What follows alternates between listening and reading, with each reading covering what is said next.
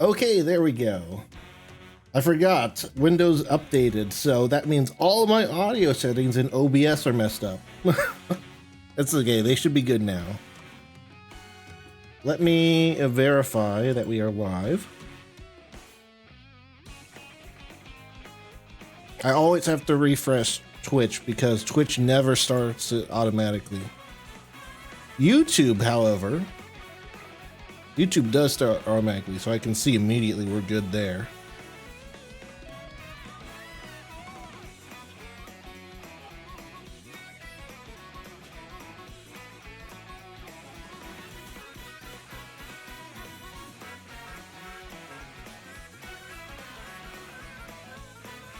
And then I just switch my monitor over so I can see the game with low latency.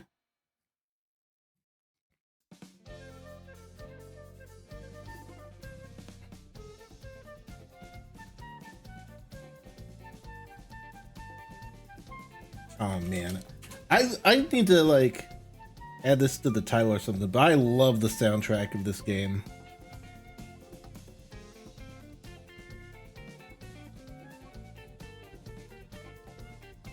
Like, I'm pretty sure this is from one of the Yoshi games, right? I've never played them, but... No. Go back. I want to hear the music. You know what? Screw it. I'm updating the title.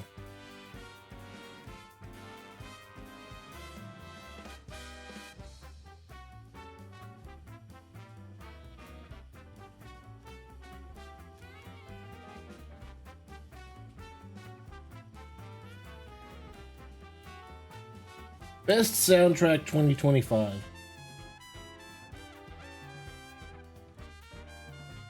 I saw someone like say this in a YouTube video about the music in this game, but man, it deserves to win like at least the best soundtrack in the video game awards later this year. Like, if you don't know, if you don't think that it deserves the best soundtrack award, then you probably don't know music in this game. It's so good. Yeah, I'm playing as the Koopa Troopa for now because I want to unlock more costumes for him. But yeah, we're going to be playing just battles online, or not battles, races online. I actually haven't played that many online matchmaking lobbies. I've mainly been finding other streamers and joining their lobbies because I think it's fun to play with people you can talk to. Yeah, got it.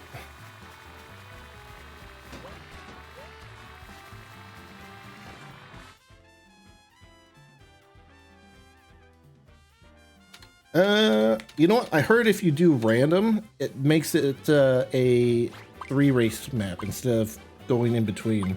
Yeah, that's why everyone's picking random.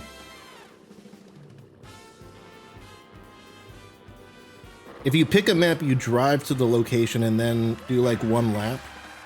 But if you let random do it, then it'll just it'll do like a full map, like 3 laps.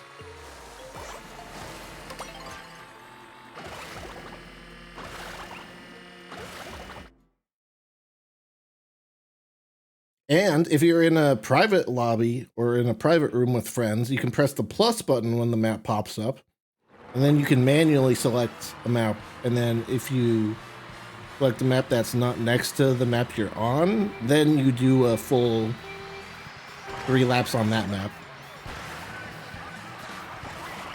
Hey Mary, how's it going?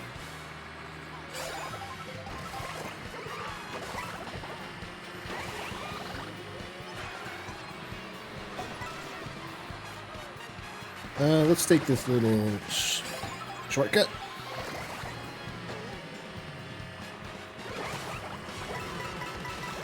Just get in front of everyone. The sooner we get away from the middle of the group, the better.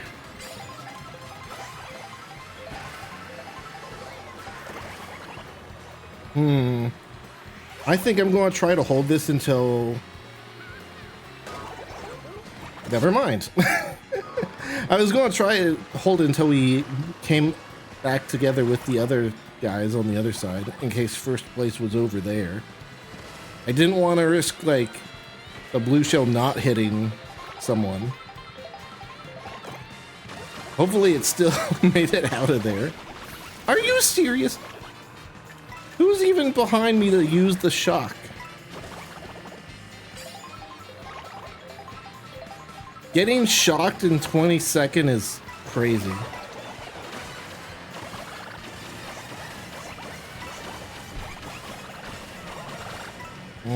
I should probably use this ASAP, but I want to get over the jump here because it's kind of useless when it's in mid jump here. And go. Get an item. Oh, okay. I actually didn't even know this upper area existed.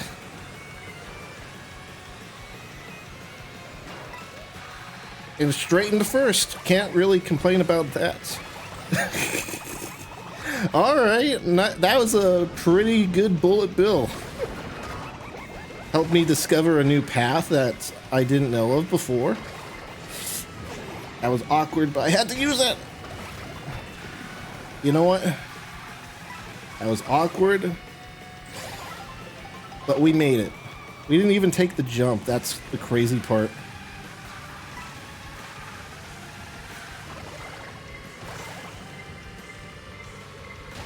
And too late. All right, well, that's a great start.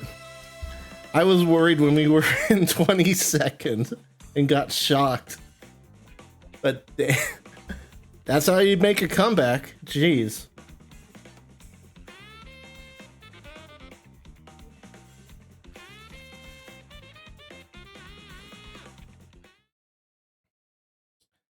Yeah, I have the feeling we're gonna end up getting a lot of matchmaking score before we start regularly like leveling out. Since I still haven't played that much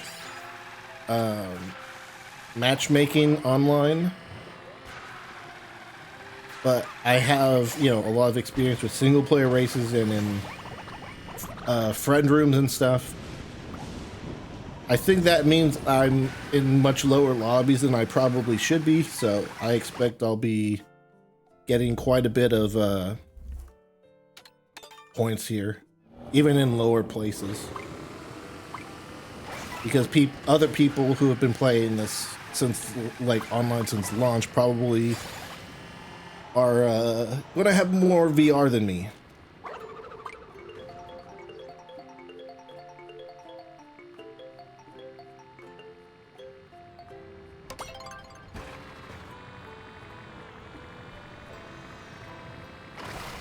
Yeah, that's crazy. So many people pick random now, just for the 3 races, the 3 lap races.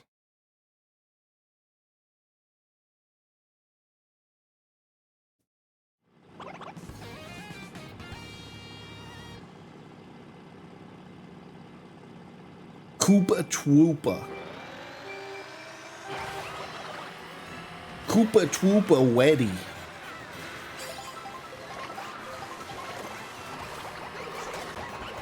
Yeah, not much I could do there. But hey, you know what? That's why light characters are Pog. I've heard some people say that light characters are even better in this game than in Mario Kart 8 Deluxe. Because since there's 24 players, you're much more likely to get hit by items. And since you're much more likely to get hit by items, then acceleration is much more valuable than it was in previous games. I didn't mean to jump sideways. Ooh.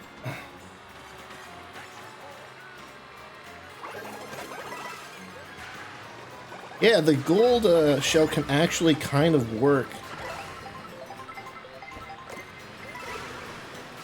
as like a a sort of in between the green shell and the red shell. Because as long as someone's in the middle, you're going to hit them.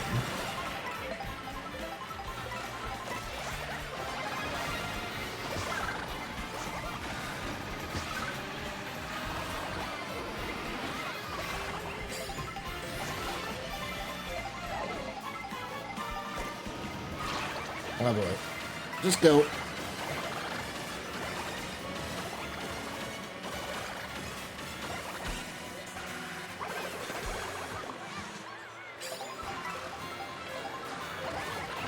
We got basically 20 coins. And now we do have 20 coins. So we're all set. We just need to focus on getting ahead. And we have plenty of speed going forward. Speaking of speed. Oh. At least then I can see me getting lightning. At least then. That's reasonable. I'm like getting lightninged in 20 seconds. I want these boosts.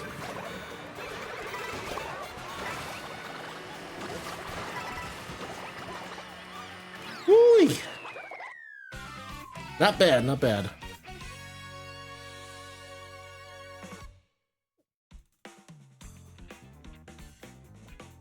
Boomerang was just sort of blocking me from using my boost, so that was a bit unfortunate, but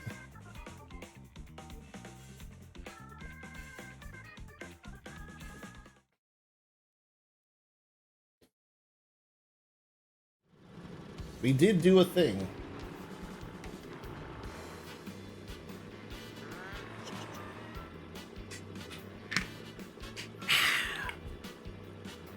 Just drinking some more gamer fuel.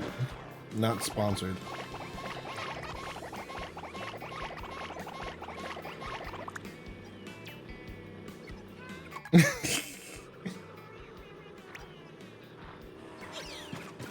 What?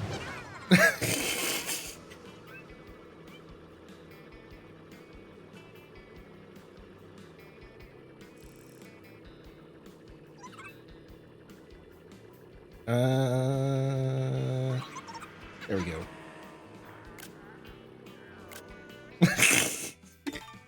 Hey, nice little screenshot. I'm actually going to vote for Mario Circuit.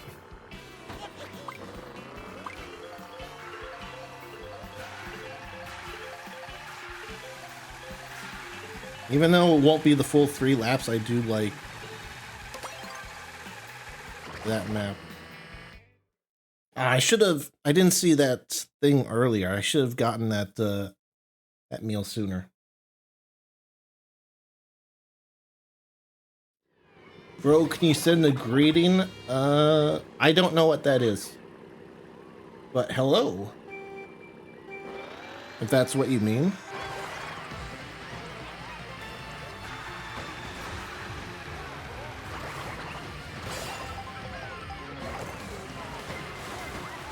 I actually haven't played on this map too much. Oh, come on. I'm not entirely sure how to handle water either. Because I saw this, I don't know if it was a short or like a video on YouTube. But it was about if it's faster to boost with what the fastest way to go in a straight line is. Whether it's, you know, railing versus charging the jump and spamming charge jump. Whether it's faster to snake, get like a drift boost going in a straight line. And basically what I learned from that is it's pretty much always faster to just not do it. The exception is if you're on a rail and going in a straight line and you can spam tricks on the grind rail. If that's the case, and you can spam tricks on the jump rail, then yeah, it's worth it. That's the fastest. That's faster than just driving straight. And they also compared it to like if it's faster to trick in water rather than to just go straight. And I believe they found that it was basically not worth it, or it was like such a minor difference that it basically wasn't worth doing. Because if you miss the trick in the water, then you're just sort of losing speed because you're just going in the air for no reason when you should be going forward. So I'm not entirely sure if it's even worth tricking off these waves. Because yeah, you can see it when you look closer at your animation. Like when you do a trick in the water, you go up, not just forward, and the boost you get is fairly small. So I'm not entirely sure. Like, should I be tricking when I get in the water? Or is that just only applying to just straight up going in a straight line in the water? I'm not sure.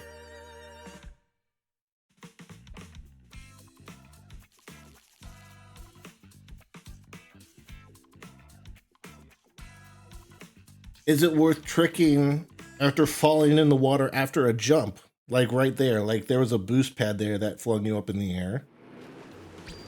Is it worth doing a trick when you land in the water then, or no? Yeah, like here. Well, I didn't end up pulling the trick when I landed, but if I successfully do a trick when I land in the water, is that worth it?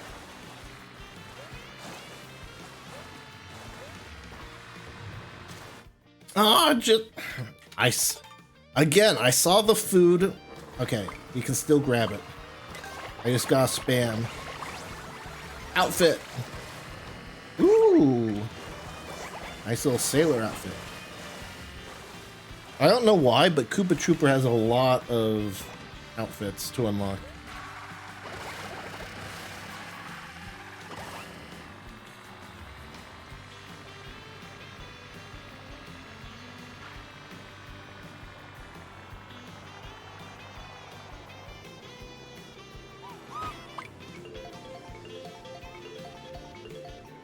Man, I love that music.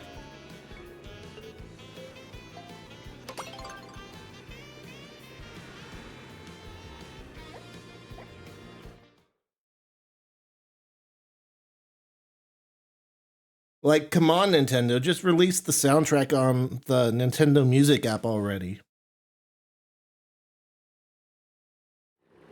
There's like over 200 tracks, and not all of them are even on YouTube yet.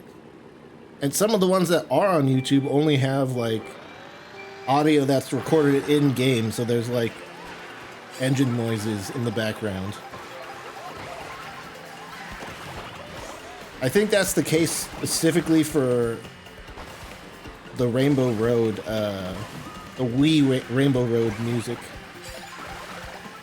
Like, it's in the game, but the only footage I see on YouTube that it exists is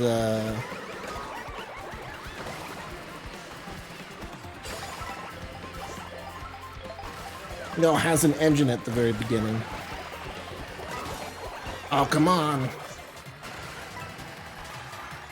I thought I saw someone using like the question block in a way where you just would jump up once and then you would just freeze once you punch it and just keep getting blocks from it. So I don't know what that's about.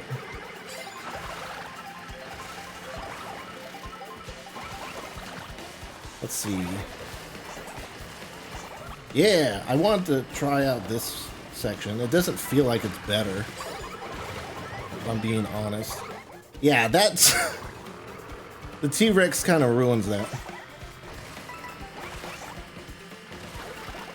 But yeah, what that video taught me was that basically you should only really be doing charge jumps if it gets you into a better position.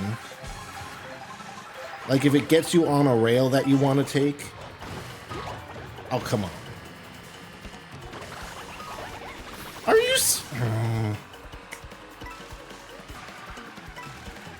If it gets you onto a rail you want to use, or if it gets you to another section of the map, then it's worth doing, but... shoot, we should have just gone straight across.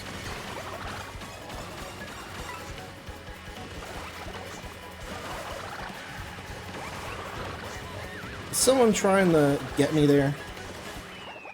Yeah! See, look, right there? Instead of taking the jump, I tried to go between the jumps. Between the water spouts. That way I didn't go up in the air as much. It's just a waste of time.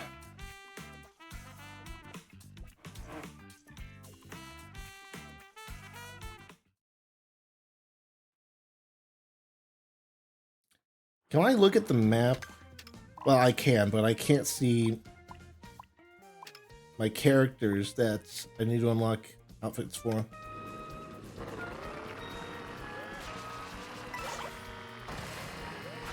I actually don't think I have any other outfits unlocked for Koopa Troopa.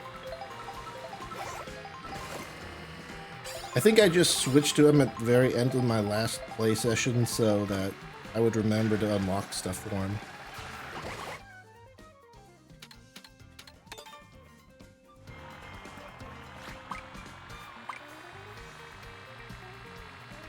Honestly, yeah, I think there's...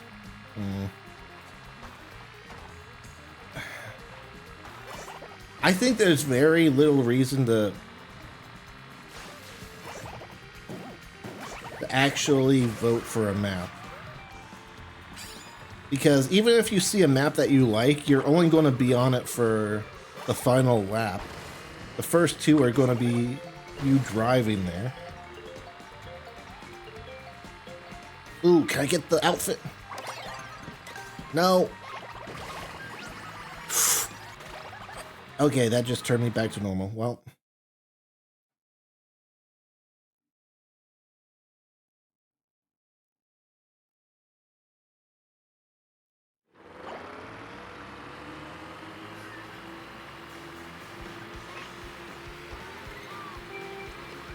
I guess the exception would be if you like the areas between the map you're on and the map you're going to.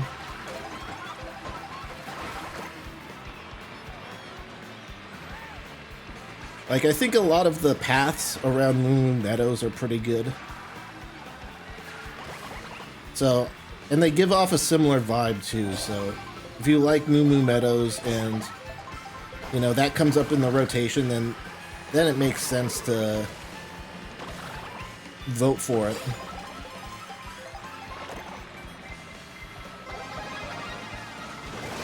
Ooh, nice. Free food. Gotta love the unexpected free food. Holy coins. Was that the question block someone else used? I think it was.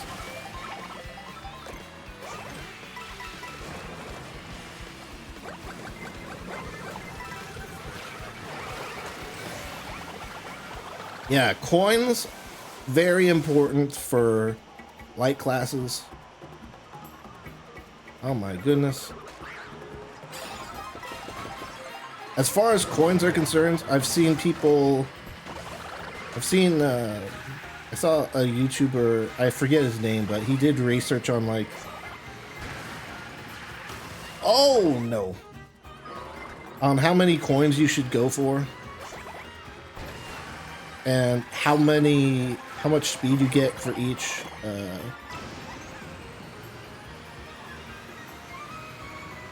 coin.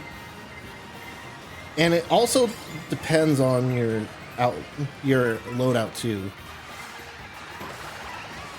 Like for light classes or for light characters, it's very important to get like up to like around 7-ish coins. But if you're a heavy class, you really only need 2. because of how it scales.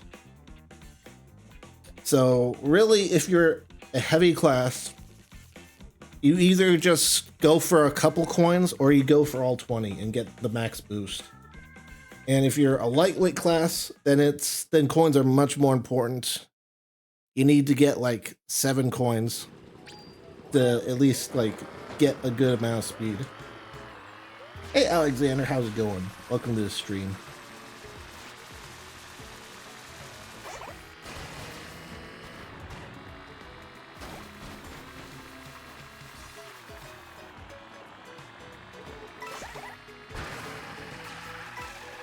Also, I think this is more of a personal preference thing, but I actually play with auto acceleration on. There's very few downsides to having auto acceleration on. So it makes it so that you just press A and then you just go. You don't have to hold it down, the button down the entire race. And you are still able to do the starting boost. So like you can start pressing the A button when the 2 comes up and you'll still get the boost, but you just don't have to hold it.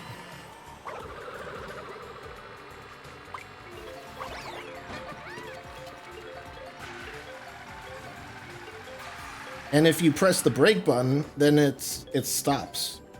Like it doesn't just hold down A, like it knows if you press the brake, it knows you want to stop. And then that way I can just have my finger constantly on the X button so I can look behind me. Which is especially important because I have my A and B buttons swapped. I keep forgetting the rail on the side there. I need to take that more. I imagine that's gotta be faster than gliding over. Oh, come on, Lakitu. Lakitu is very picky in this game, I feel.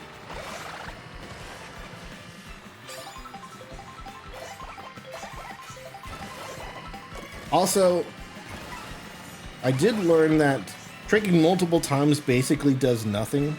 It doesn't give you extra speed or anything. The only thing it's good for is adjusting your position. So like if you're in the air and you need to go a little bit to the right or left, then you can like trick left or right to adjust your trajectory. But other than that, like there's no, other than adjusting where you land, there's no real reason to trick multiple times.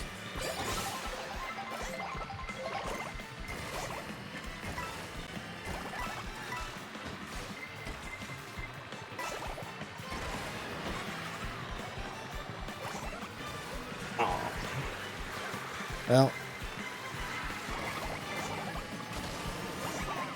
I want to, you know what, use it or lose it. Yeah, that,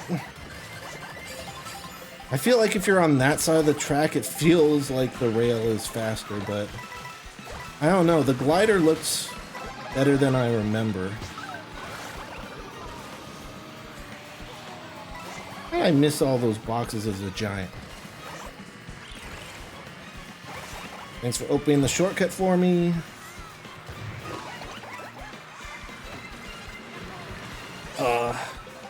Spinning out when you're going up a hill is awful.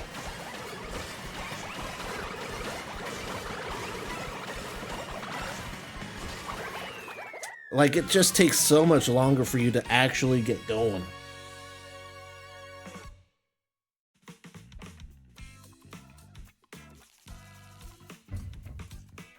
$64 VR though. Actually, is it VR in this game? I think it's MMR.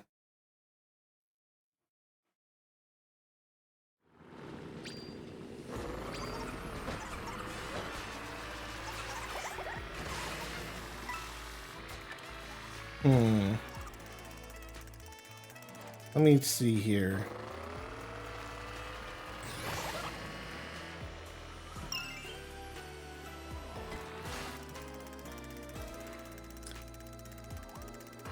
I want to see if this is faster.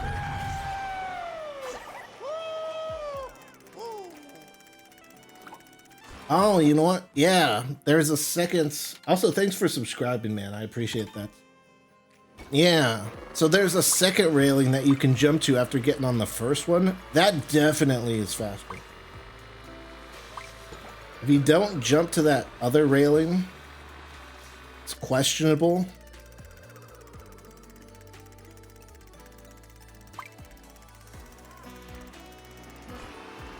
Like this, yeah.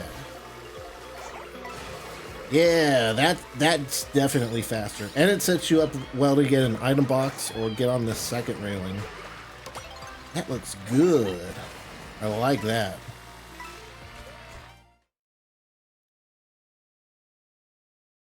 Yeah, I don't know how to say your name, but thanks again for subscribing.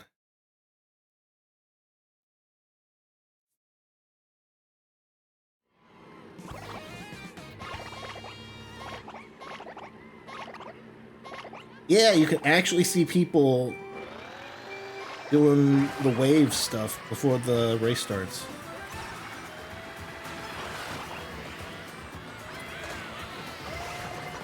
That's cool. That wasn't a thing in 8 Deluxe.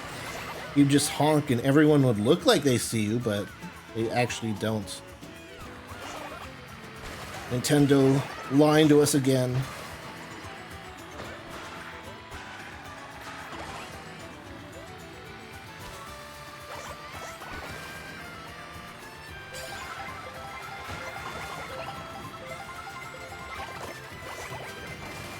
Oh, you know, I want to correct something. I think I said before that doing multiple tricks doesn't really do anything.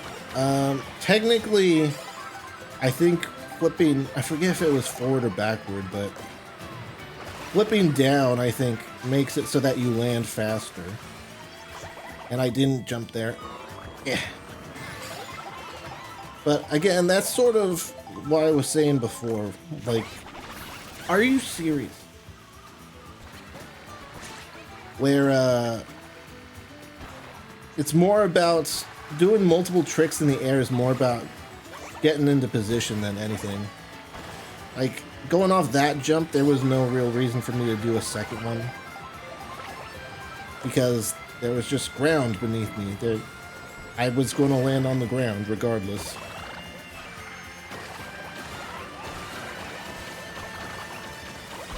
Avoid the bomb. Bro. Oh. Like here,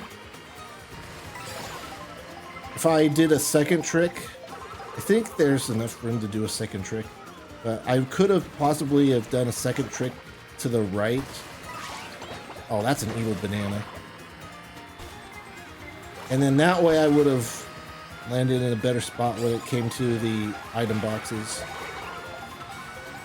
I don't know the exact timing though. Please, no squish! No! Have mercy.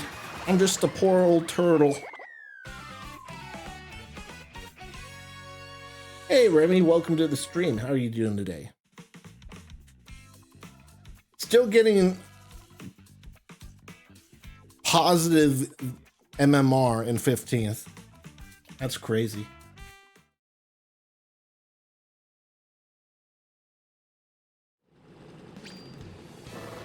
It's funny that after decades, Nintendo still didn't fix online lag. I think they definitely improved it. Yeah. What I heard is that... Ooh, can I... You know what? I can rewind. What am I doing?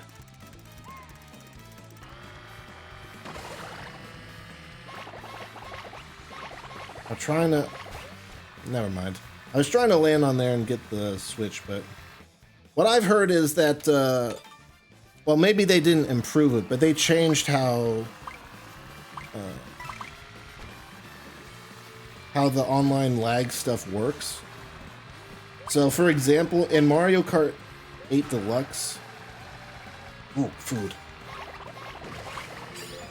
when you were dragging, if someone was dragging a shell in behind them and they were in front of you, it really only mattered if you hit them on their screen, and then that would count as you getting hit, which is why you would get hit by nothing. So when someone else is dragging something behind them, but they're not near you, because on their screen, it would show them as hitting you. But on your screen, it wouldn't be anywhere near that. My understanding is they changed that in World, so that if the same situation happens now, it matters if it happened on your screen, not on their screen. So instead of getting hit by something invisible, their item, the person who's dragging the item will just have it, it'll appear to just like disappear, which I think is a better way of handling it, but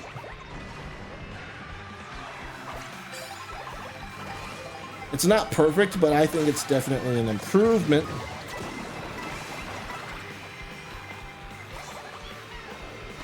And I think it's more fair because if you get hit by nothing, that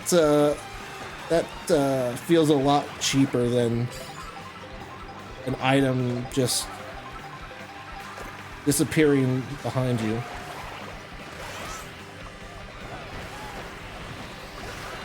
So like right now, I'm dragging a banana. It's possible that if someone is following me and gets hit by the banana on their screen, that it'll just look like my banana just disappears. Whereas in Deluxe, it would only matter if I hit someone on my screen. And on their screen, it would look like they got hit by nothing.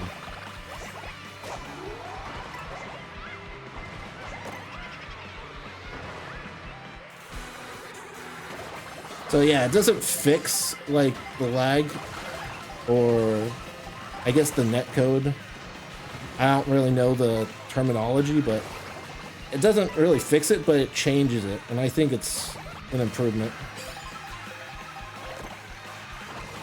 But yeah, I agree. I don't trust Nintendo with networking. When my when I got my Switch 2, I purposefully like kept my Switch 1 around because I did not want to upload all my save stuff to the cloud for the system transfer.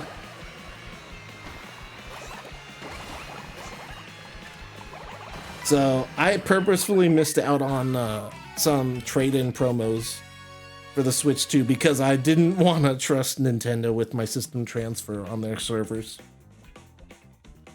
From what I hear, it went all right, but I mean, I wasn't going to trust it, you know?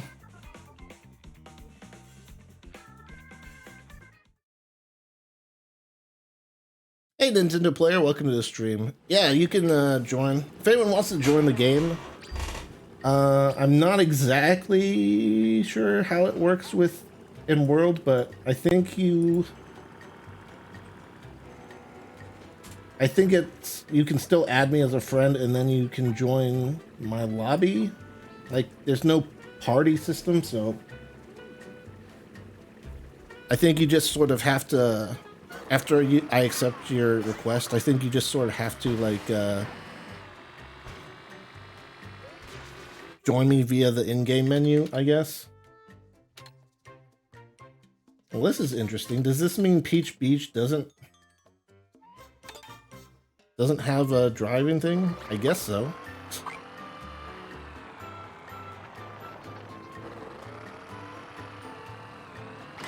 If it has an arrow pointing at the map, I think that means it has a driving section. Also, new outfit.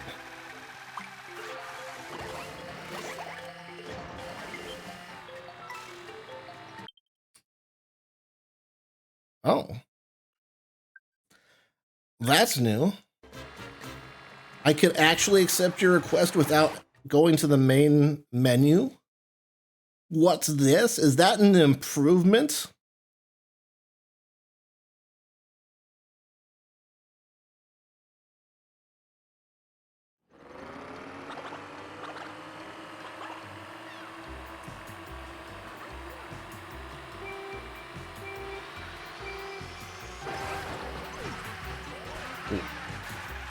Accidentally slid the wrong way.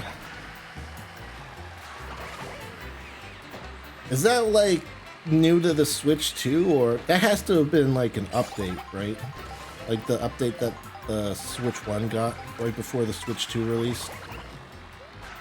I don't know why the Switch 1 wouldn't be able to just get friend requests in game. Or why you wouldn't be able to accept Switch 1 friend requests in game. Oh boy, that is a great combination.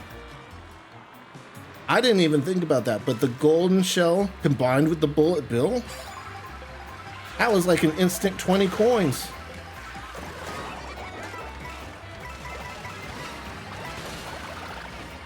That's actually crazy.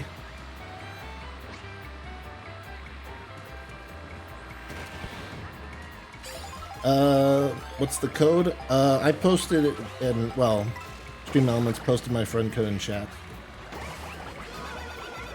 Oh. If you're asking for a room code, there isn't one because I'm playing online matchmaking.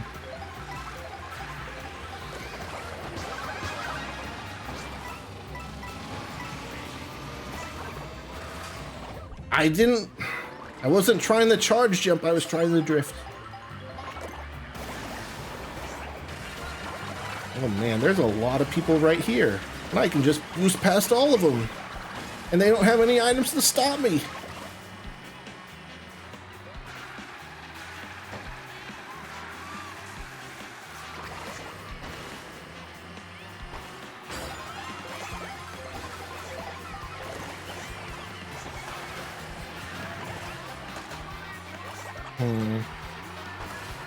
I know you can go to that rail on the top left, or the top right, I mean. But I think it's too risky for me to go for normally. So I'm not going to go for it.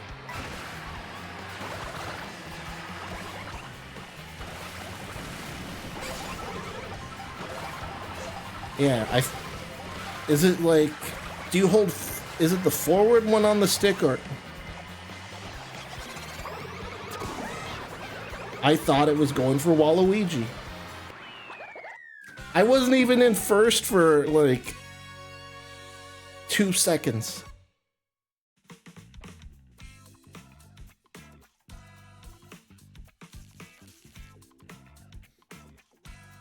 Hey Phoenix, welcome to the stream. Yeah, I think you should be able to join through the game menus.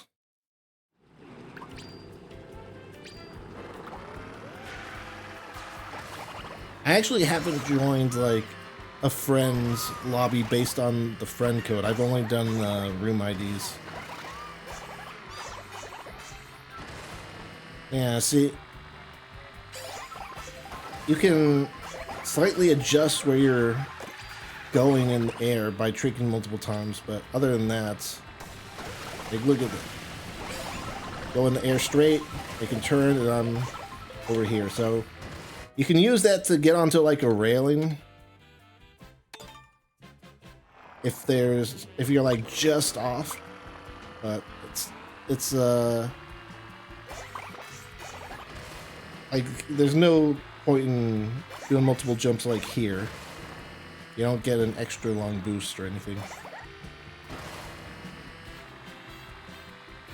I'm all-terrain Mario? Okay, cool.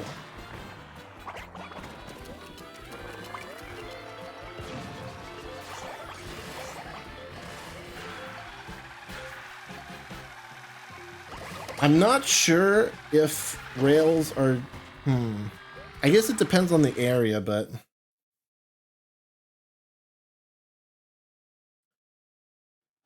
I believe...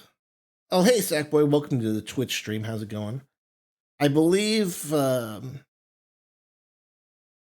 grinding on a rail and then going straight forward is... It depends on your class, I guess, and how many coins you have.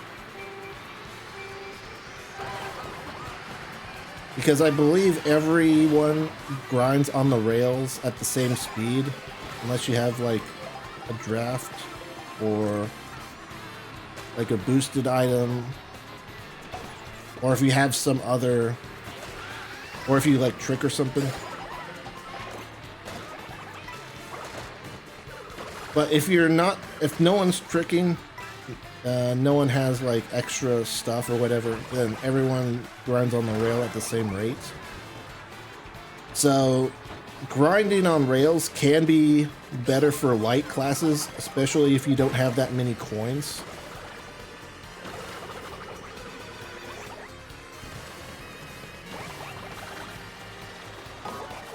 I'm trying not to get hit by that Wario's red shell.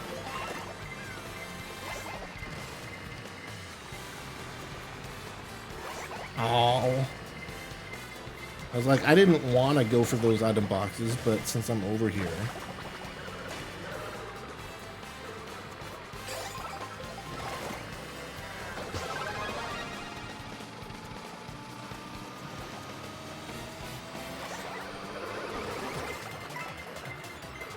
Just go. Use the star to guarantee items.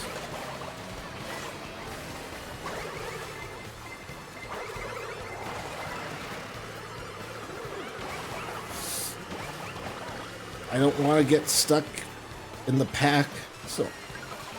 Oh, thank you for taking out that bonefish. How do you get squished when you're in the water?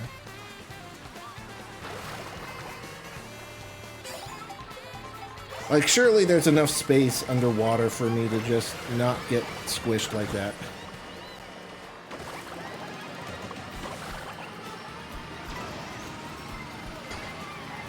Gold bullet bill. I wasn't a very good bullet bill. I was too far ahead.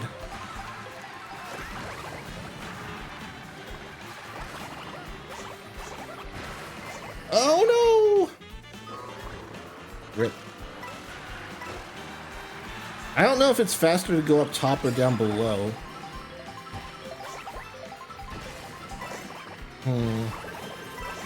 Well, you know what? This is actually pretty good because I get exclusive rights to the coins.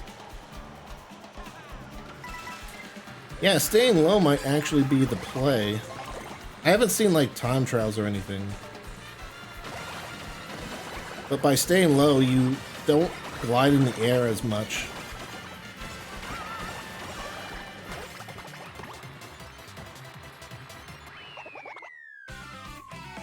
Interesting, interesting. I use Afterburner and Viva Turner to monitor my power consumption and cap frame rates on PCs. I usually try to stick to in-game frame rate limits if I can. But I also have the NVIDIA control panel if the game doesn't support that. I have had to use it 1 or 2 times.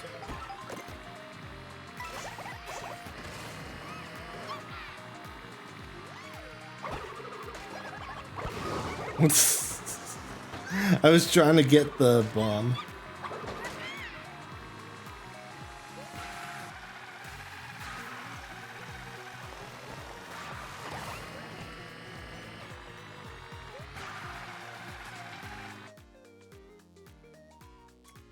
Ooh. Yeah, see, this is one of the times where I think driving the stage is actually better. Because I like the trip to Moo Meadows.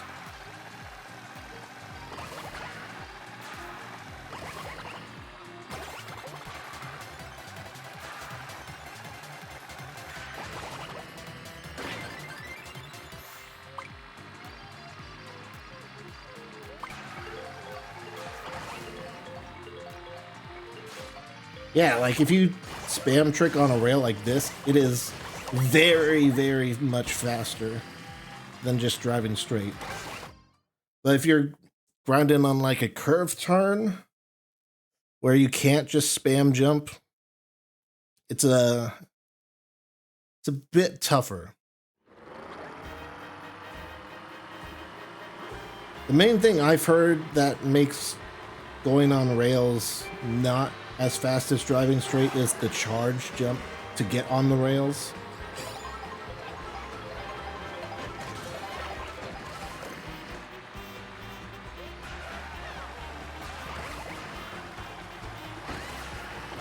But if you have a feather or something, then it can be worth it.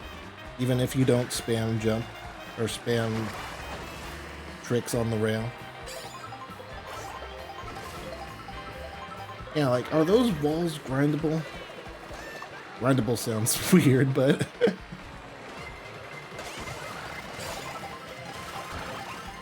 Ow, someone hit the shell. Well, hoping to get something from that.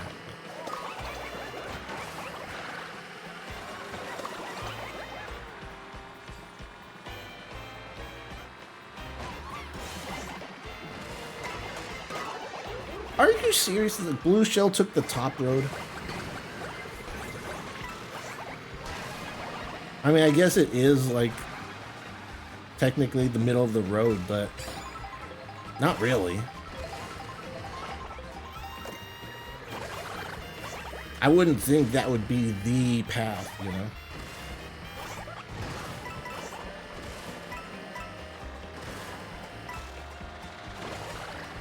Alright, we got 13. We're at a good set now. Again, the main tip I heard for coins is that they matter a lot more for light classes. So it's more important for you to have more coins as a light class than it is as a heavy class. So for heavy classes, that's what you get for a boomerang. You need Wario. For heavy classes, you want either 2. My goodness. I actually just want to keep these. Eh.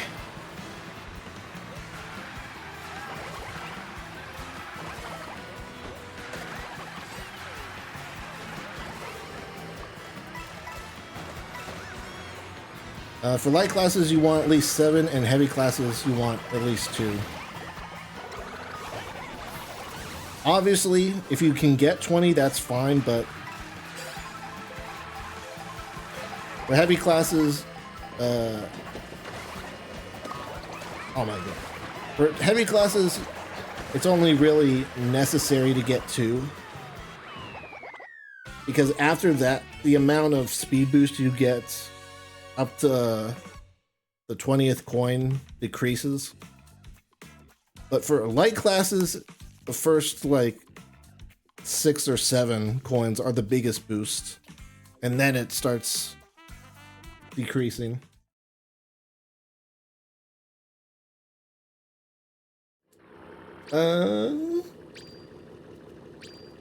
Why'd they say you banned this game? I don't know. Haters gonna hate. I mean, I was watching, well, I don't generally watch XQC, but I just happened to see he was playing Mario Kart World the other day, and his entire chat was like L, Monica, W, or whatever. And, you know, I'm not like a XQC fan or anything, but you know, you get screwed over by items in Mario Kart. Like, it doesn't matter how good you are, you're gonna get screwed over by items at some points.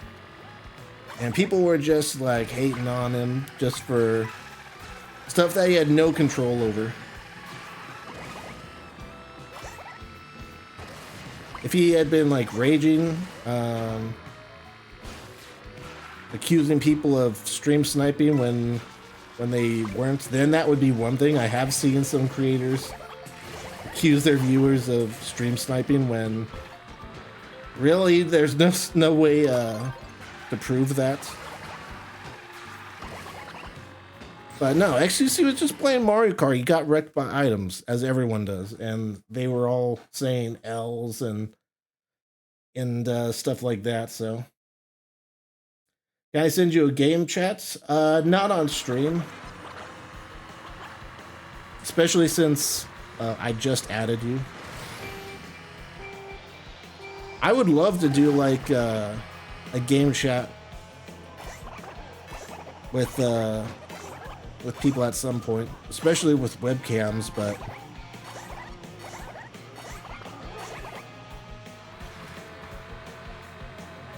gotta be careful.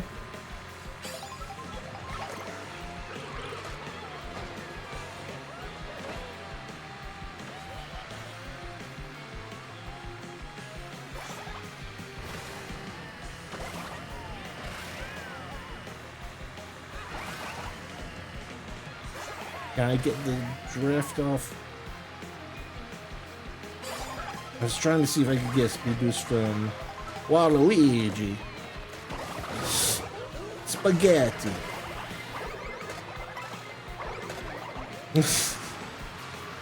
Well, like there, like that Peach did nothing wrong, but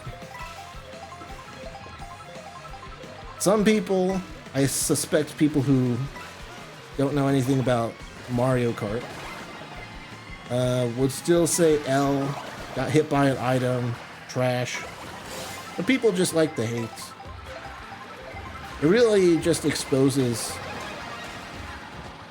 stupid people who don't play Mario Kart more than anything. Now, making dumb decisions, like, I don't know, getting rid of, like your red shells and then getting hit by a green shell, that's something different, but just getting hit by an item, like, you're gonna get hit by items. It's a fact. Some games just aren't gonna go your way. That's literally why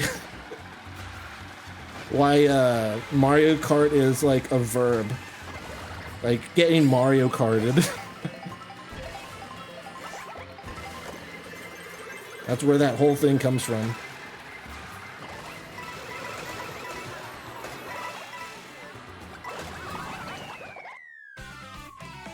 Everyone knows the items can screw you over.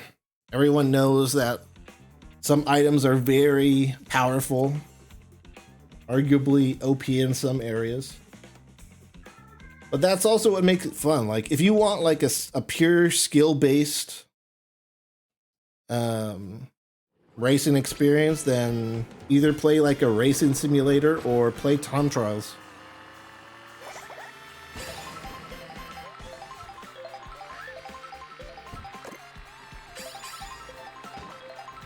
EST2 and ATS have built-in frame limiters. Yeah, I use those whenever I need to. I think it's better to let the game know that you want to limit its frame rate and let it do its own thing, rather than letting the program most of the time.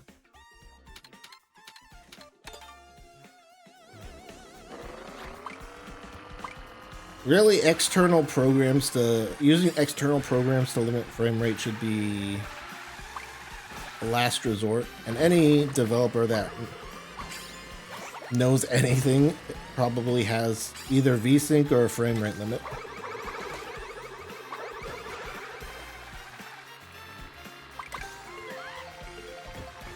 Let me eat this food. Oh, we're back to the sailor suit.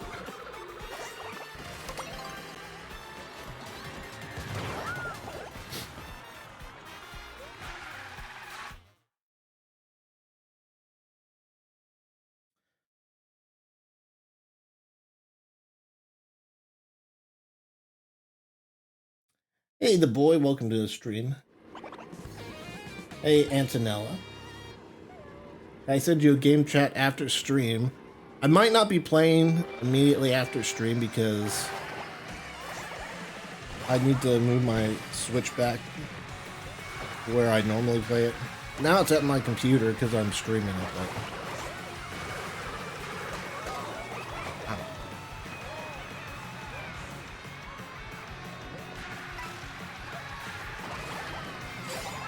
As long as you're, like, not a literal child, then sure.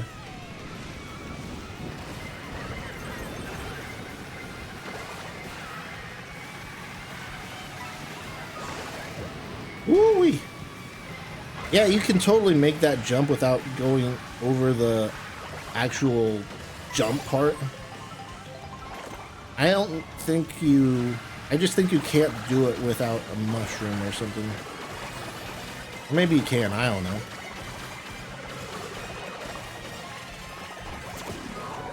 Oh, I thought I missed that.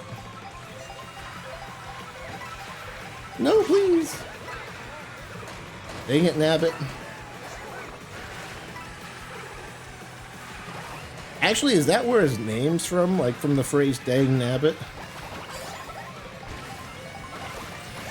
I actually don't know. That might actually be... There might actually be some truth to that.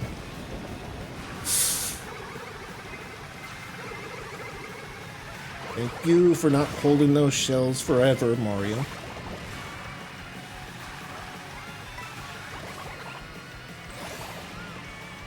Wish I had more coins by now, but...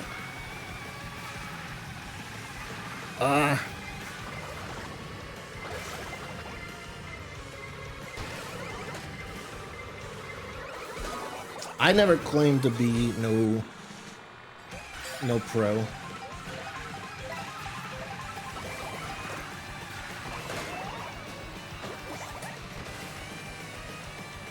Thanks for taking 2 of my red shells.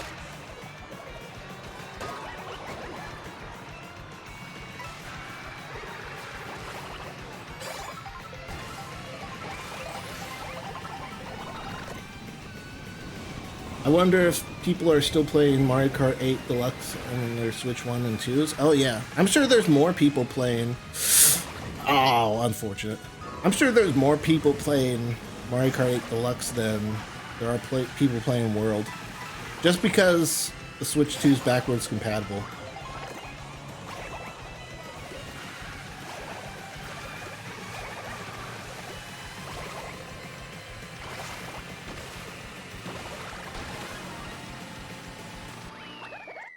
Not everyone, well, first of all, there are still people that are having trouble finding a Switch 2. It really depends on the area, though. Like, some areas you can just walk in and get a Switch. Some areas, it's much harder. So there's that. There's people who don't want a Switch immediately at launch. People that are waiting for, like, another Pokemon game or a new 3D Mario before they upgrade.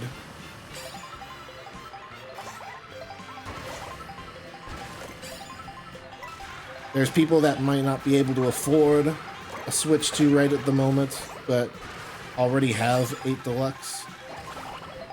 And then there's people that didn't have a Switch 1 that have a Switch 2 and heard that Mario Kart 8 Deluxe was good, which it is.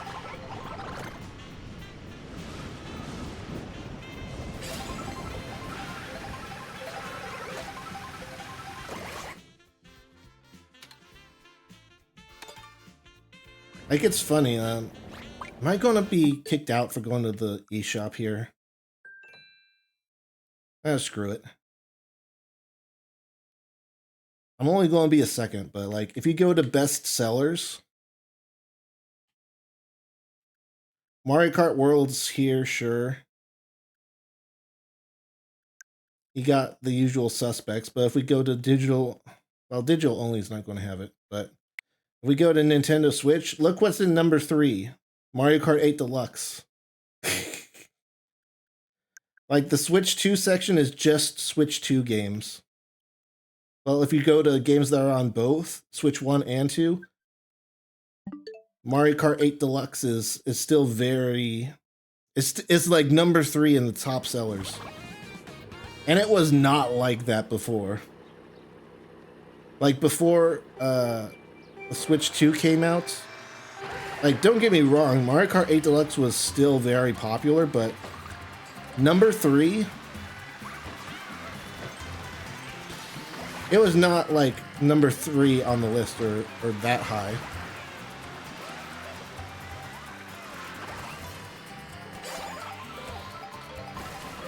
Again, you know, it depends on when you look at the stats, of course, but I just noticed that little shortcut corner. But, you know, On average, if you looked at it after, years after Deluxe came out, you would not see it generally in the top 3.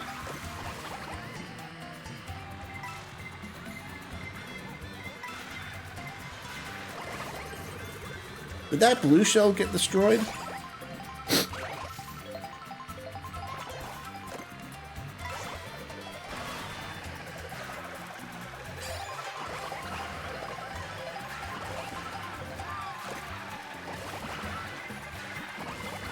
I've also heard that generally blue drifts aren't really worth it.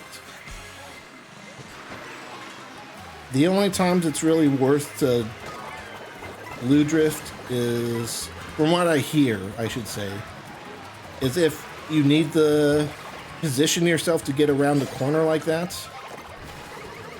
or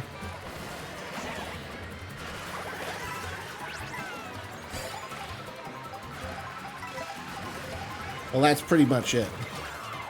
That's pretty much the only time when it's worth it, is if you need to position yourself to get across a corner or whatever, or around a corner. But generally, if you have an option to like drift and get a blue boost or just go straight, it's usually better to just drive straight, because you do need to turn in a different direction to get the boost. I saw Cyberpunk. Cyberpunk definitely caught my eye in the eShop. Yeah. Let's see that again. I'm glad you pointed that out, because I noticed that too. Not just like right this second, but also before. But yeah, Cyberpunk's number 2 on the best-selling Switch games. That is awesome. I like it. And it makes sense, like, if you have a Switch and that's your main system, you haven't had a chance to play Cyberpunk before. You've probably, if you are into gaming news, you've probably heard of the disastrous launch of Cyberpunk, but you've also likely heard of the updates and all the good news about like the DLC and fixes they've made. So if you're a Switch player, you either haven't played Cyberpunk and are finally able to now that it's on Switch 2, or you've been in the know of gaming news long enough to know that it's been patched and fixed and it's much better than it was at launch. So I've been asking anyone with a Switch 2 this question. First, do you have a Pro Controller? Second, if you do you like the D-pad? I don't have, well, that's a little complicated of a question for me personally. Technically, yes, I do have a Switch 2 Pro Controller. Have I taken it out of its box? No, and I don't plan on taking it out until my current Switch 1 Pro Controller starts having issues. I mainly got the Switch 2 Pro Controller because, the economy's in a weird spot right now, and people aren't really sure what's going to happen with tariffs and that sort of stuff. And I'm not an economist. I don't really know. Pro Racer Koopa Troopa, nice. I don't know what's going to happen, but I mainly got it so that I don't have to worry about any potential future price increases. And so that when my current Switch 1 Pro Controller runs out, then I'm already good to go. So I'm keeping it in its box until later. I likely would need to buy a Pro Controller at some point during the Switch 2's lifespan anyway. I'd be surprised if my Switch 1 Pro Controller lasts through 2 generations. But I guess it's not impossible.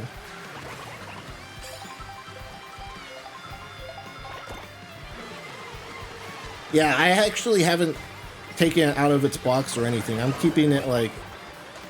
I'm keeping my Switch 2 Pro controller pristine, untouched until it's needed. But yeah, I'm playing right now with my Switch 1 Pro controller. And it works just fine. The only annoying thing is it doesn't wake up the Switch 2. So I have to manually press the power button on the Switch whenever I want to use my Pro controller. Even in docked mode. But other than that, there's really no reason for me to like get rid of my Switch 1 Pro controller.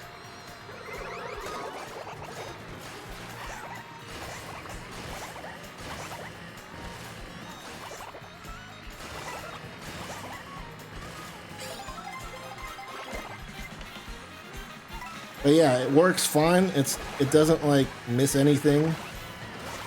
And even with game chat, like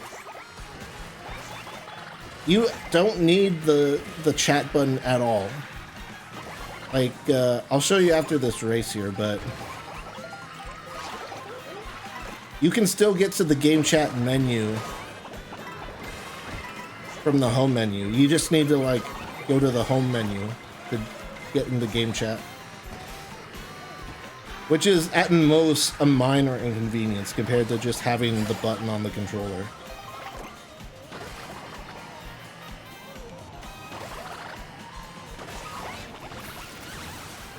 It's not like the chat button makes it so that you don't have to, like, pause the game. So... like, I can go to game chat by pressing the home button, going to the game chat.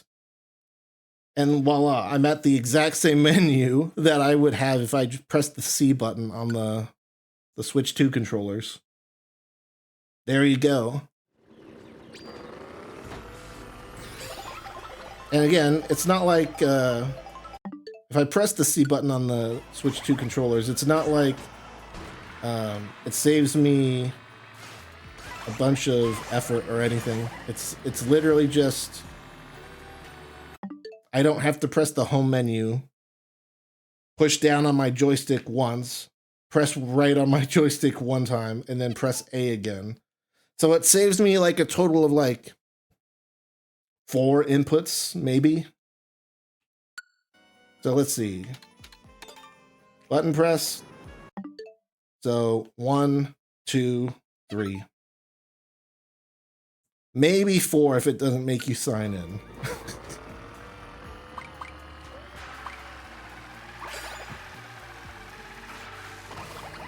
And as of now, I have yet to use game chat with anyone. I did test it out because I have an alt account that I use for some things. So literally, I booted up game chat once to test out if my webcam worked, and it does, so.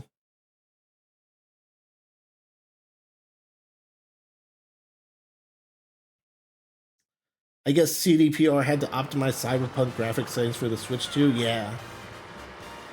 Yeah, they definitely did. Supposedly, it's actually, all things considered, it's pretty impressive port. I haven't played it or seen any videos, but that's what the word on the street is that for a portable version of Cyberpunk, it's very good. Obviously, PS5, Xbox Series X would be better, but if you want to play Cyberpunk on the go, that sounds like this is the best option. Especially since all the game data is on the cart for Cyberpunk. I might actually get Cyberpunk physically at some point for Switch, just for the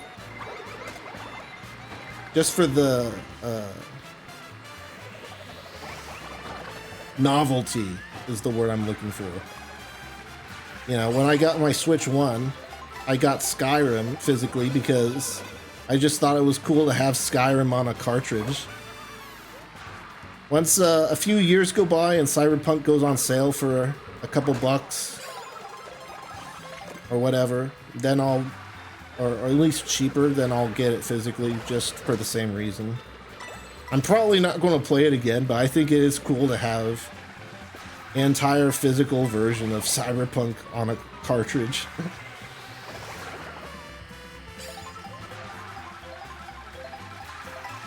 And it is a good game. Like, as someone who played it at launch, I still enjoyed it at launch, so...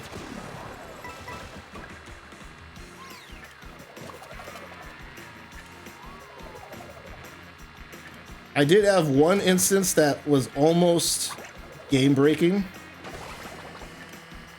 Some NPC was supposed to say something to advance the story, but just wouldn't say that thing.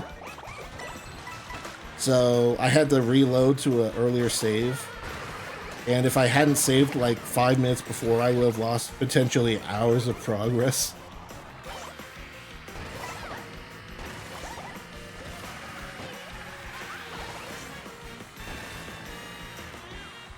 But other than that, my experience at launch was flawless in terms of bugs. So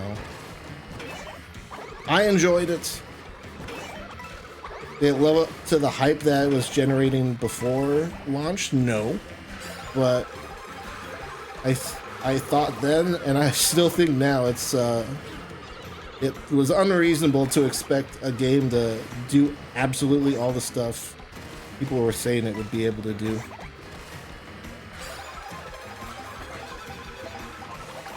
Every time a game comes along and says, or people like start overhyping it, I instantly start getting skeptical. You could argue the same thing is happening now with GTA 6, where people are just giving it really high expectations. The only difference with Rockstar, in my opinion, is that Red Dead Redemption 2 very much lived up to expectations, despite how hyped it was. And based on the leaked gameplay footage, we know it's good. Like, it's not going to be a bad game based on the leaked gameplay footage.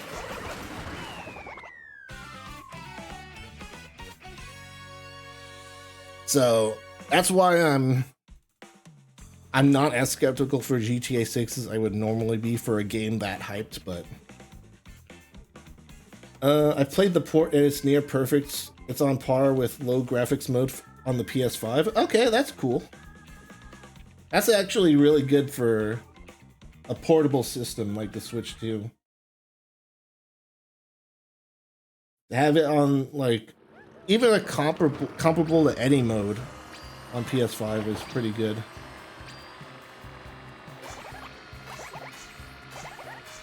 I have the PC version of Cyberpunk and it looks really good. Yeah, the PC version can go crazy.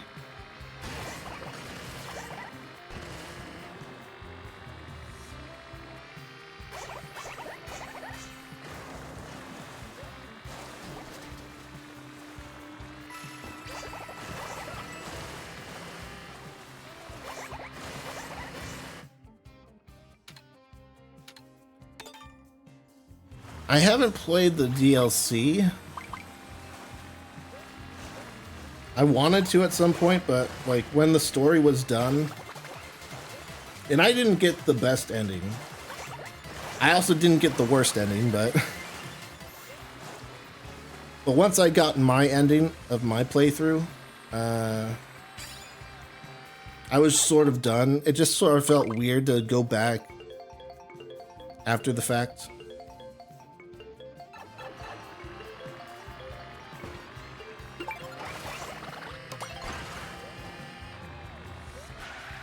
And you know, the only reason I didn't get the best ending in Cyberpunk was because one of the side characters refused to call me for the last mission of their side quest. That's the only reason I didn't get the perfect ending in Cyberpunk. Like, she just refused to call me, even after I did all these other missions in the side quest, but I never got the final one because she never called me to start it. And meanwhile, the main story's like, hey, you're gonna die. You don't have much time left. Make your choice here. And it was like, okay, well, Why am I just sitting here with nothing to do when the game's telling me, hey, we need to do something now, you know? And I was ready for the ending by then, you know? Not that I didn't like the game, but, you know. I was ready to move on, I guess. At that point. Like, I had enjoyed my time with the game. I was ready for the game to end. I was ready to see the ending. No, my gold shell.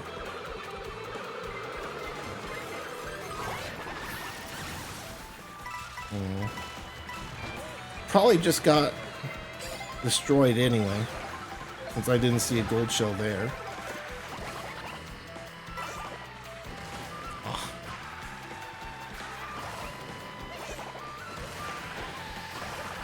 By the way, I hated doing this map in single player. For some reason, I could never beat King Boo. And actually, I couldn't get more than 4th place on this map for the longest time. I haven't even like restarted the single player map yet, because by the time I got to like a decent spot, I was just ready to move on. Like, I kept trying over and over again, and I would constantly get screwed over on the last lap and then end up in like 4th or something. And I was like, man, I really don't want to have to like play catch up. So if I mess up that early, I might as well just restart, you know?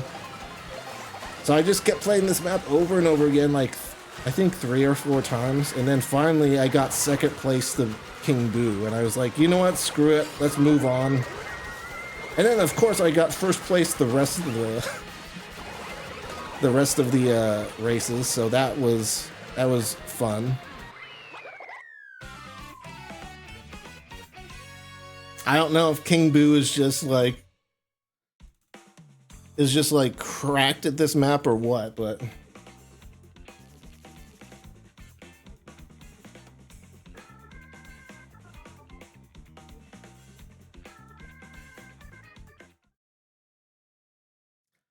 RGG's new game Stranger Than Heaven was delayed by them to put a release version on Switch. Interesting.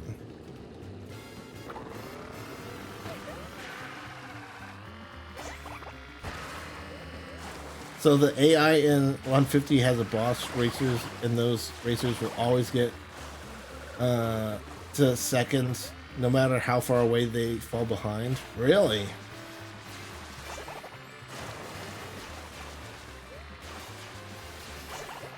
So you're saying, like, even if King Boo was like back in 5th, he would have appeared in 2nd or something?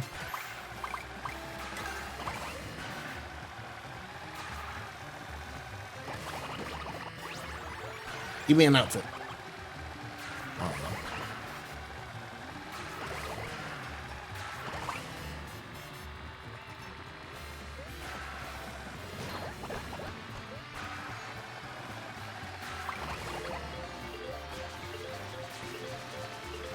That's interesting how, yeah, we've been given items to always get in the 2nd. Yeah.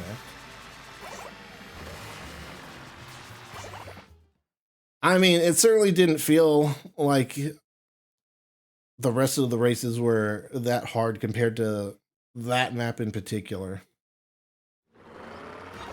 Like, it was very easy by comparison.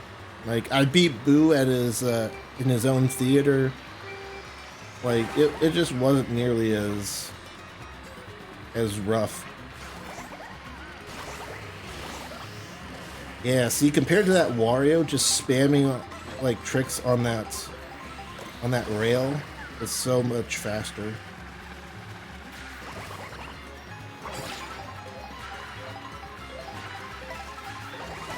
Let's try to get a couple of coins. I'm gonna steal that. Oh, that was close. Red still got him, but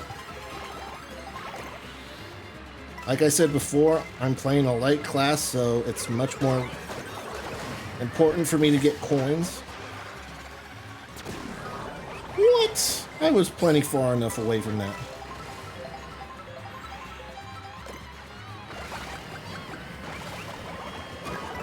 Oh my.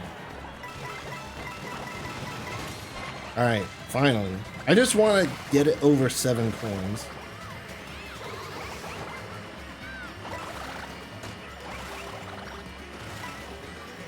Beyond that, it isn't as worth going for the coins for light racers. But I feel like I've repeated myself on that point several times this stream already, so.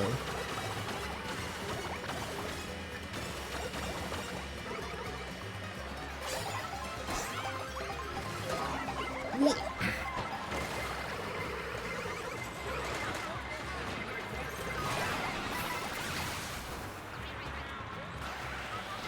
But see, that was a good, that example right there, me getting hit by King Boo shells. That's a great example of what I was talking about earlier with Mario Kart World's netcode changes, where in Deluxe, I might not have even touched those shells on my screen and they would have hit. And on his screen, I might not have even hit his red shells. It just would have disappeared, potentially. But, oh my goodness, that was a terrible bump. But since I did hit them on my screen, that's what matters. Ooh. Use it or lose it.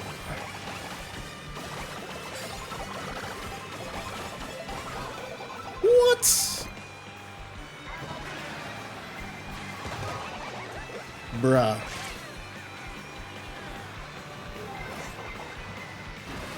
Oh my.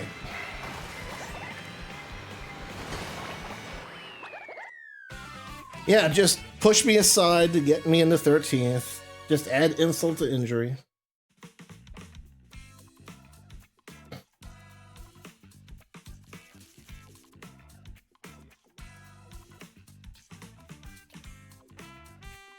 Games and OS. 4 terabytes for my apps. Wow, that's a lot of storage. It's weird that the really weird fact the Switch 2 is capped at 2 terabytes of external storage on SD card. Interesting.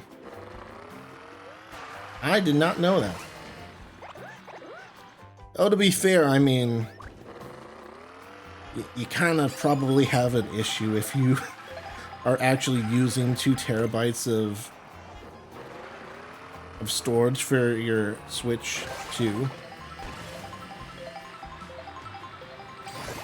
Like, I know games are big now, but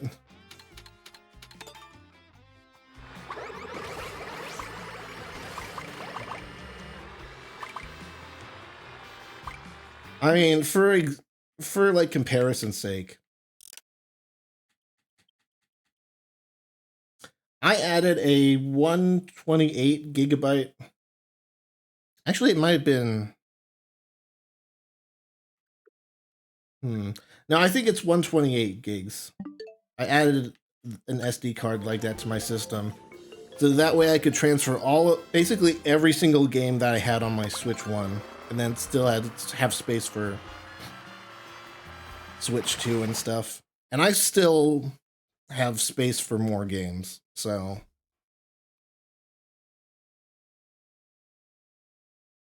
even if a 4 terabyte card existed, it will only register 2. I wonder if that's something that could be changed with an update. Either way, like, it's probably not an issue many people will come across. Now, if the PS5 or Xbox Series X was limited to 2 terabytes on their external storage, that would be weird.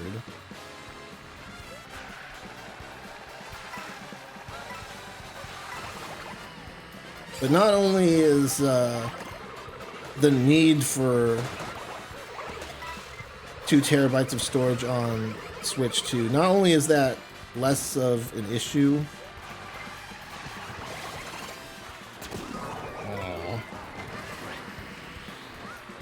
it's also likely very expensive.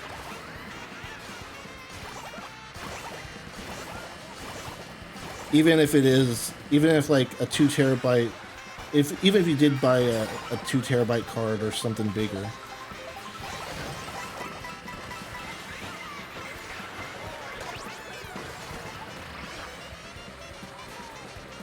Oh my goodness.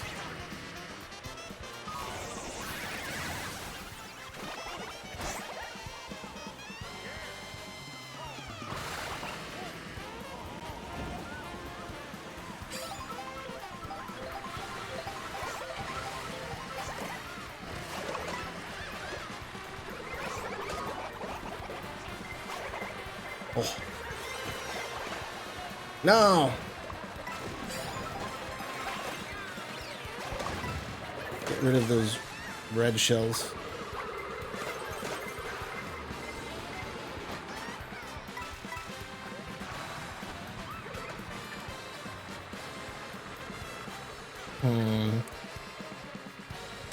Oh, I was barely able to get food.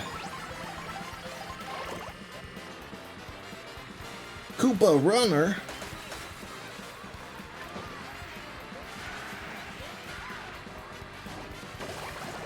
Okay. I don't know why I'm surprised, but I'm surprised Lakitu didn't just pick me up after I fell off that. He can be very picky sometimes. No, no, no. You can't go past that barrier. You have to stay on the course.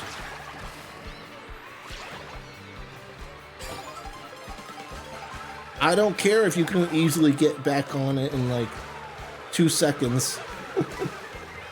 I'm picking you up.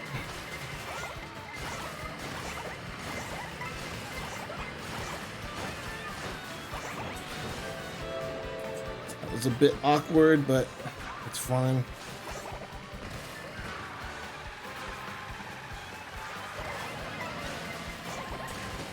Woo-wee.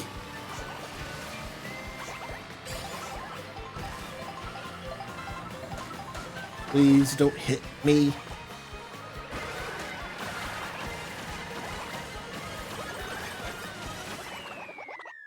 Alright, I'll take it, I'll take it.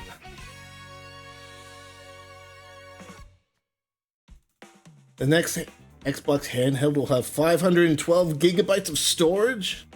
Oh, on the lower end model. But still.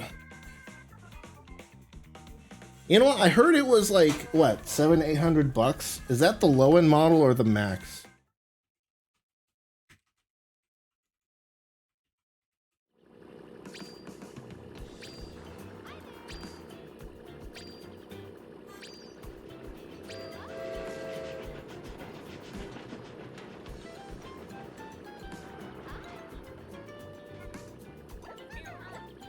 Well, Google AI says it's 500 for standard and 800 for more powerful version. The more powerful X version.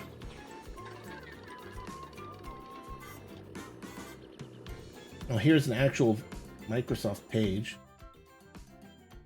You're signed out of your Microsoft account. Yeah, I don't care. Okay, so it doesn't say any prices on there, but there's a 1 terabyte version.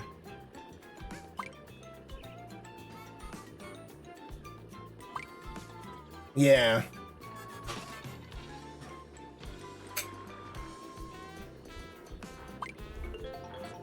Hey Stevie, hey join Max Taxi. Welcome to the YouTube stream. How are you guys doing? The low end is about 500, yeah. Interesting to see how that'll compare.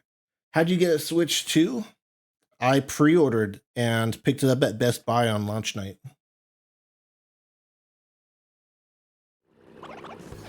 I even got a cool little coin that Best Buy was giving out to people who pre-ordered.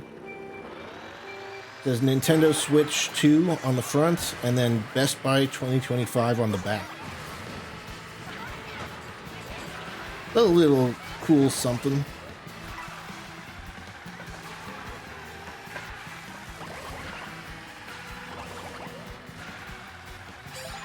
I did have to like wait like an hour and a half on Best Buy's website before I pre-ordered. Before I could pre-order. But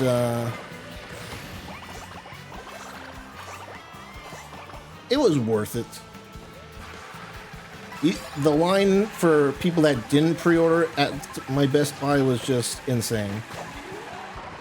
Like, I'd say there was like a good 40, 50 people in line that night that had pre-ordered, including myself. And probably, just rough estimate, the line for people that didn't pre-order was probably like 3 or 4 times longer, I want to say. Like, it was crazy long. I'm not necessarily saying that there were like 200 people there. I don't really know for sure. And some people were, you know, in groups. You know, people with their kids or with their girlfriends or whatever.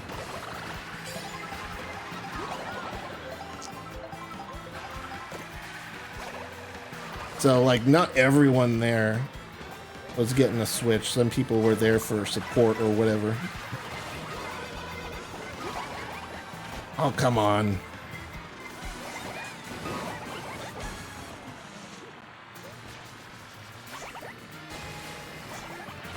There's no real way to get on that railing without missing the item.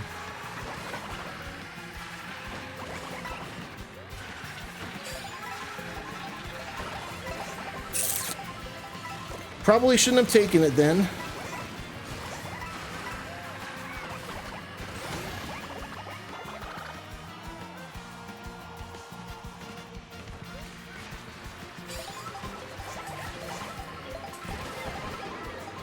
Oh my goodness, this is not a great spot to be. Turn! You're supposed to be high mobility.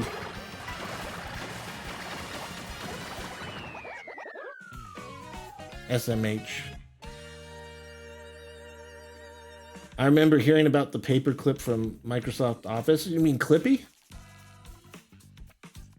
EB Games in Canada had less people who didn't pre-order than pre-ordered at the one I went to. Over 900 pre-orders and 50 non-pre-orders. Wow. Non-pre-orders, 700 of those 900 showed up for 10 p.m. launch. Ah. Employees said they didn't leave until 4 a.m. Wow.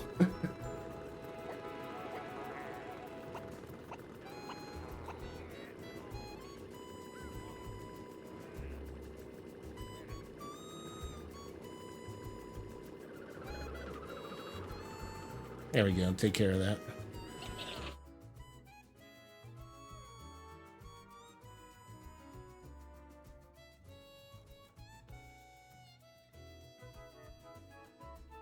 Yeah, I believe it.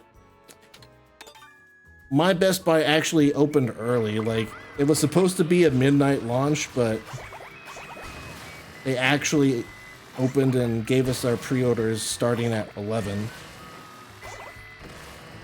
So I actually, like, went out, waited for like 15 minutes because I got there about an hour and 15 minutes early. And then just was home before,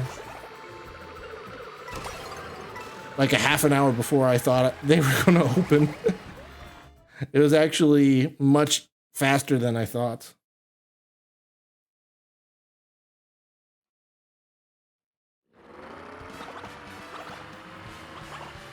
I have no idea what it was like for the people that didn't pre-order. I don't know how many Switches they had in stock.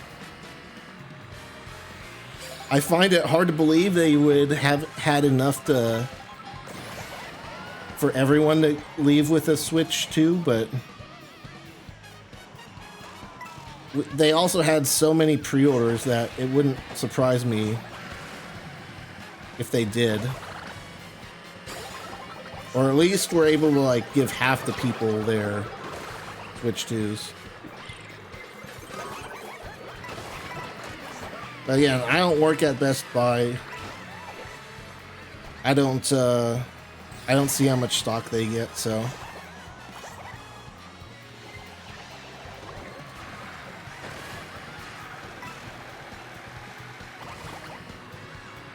Oh yeah, and that was like those were the people that stayed. Like there were more people too, just like driving around on launch night looking for like where they can pick up a Switch 2. Like there was this car that drove by at one point. I think it had like, I don't know if they were high schoolers or where in the world am I going? I was facing the complete wrong way. I'm too distracted on my story, but anyway. And we were like, it was like a convertible, like filled with like 4, I want to say high school age guys, just like driving around. They asked like about, oh, is this the line for pre-orders or whatever, or what's it like here? And and they ended up just driving away, ended up going somewhere else, I guess. But yeah, it was crazy. I'm glad I went. It's ironic because when I've only ever gone to midnight launches for Nintendo consoles for whatever reason. Like, I pre-ordered the Xbox Series X, but I got that shipped. Like, I don't have like porch pirates or anything that steal stuff. But I went to the Switch 1 launch, got my Switch 1 at that exact same Best Buy actually. And then I went to the Switch 2 launch. Just cool seeing like, you know, being up that late with a bunch of people who are excited for the same thing, you know. And, you know, I was in the pre-order line, so, yeah, I was talking with the guy behind me about the pre-order process, and he was like, yep, I was on like 3 different devices on pre-order night trying to get a pre-order. And I was like, yep.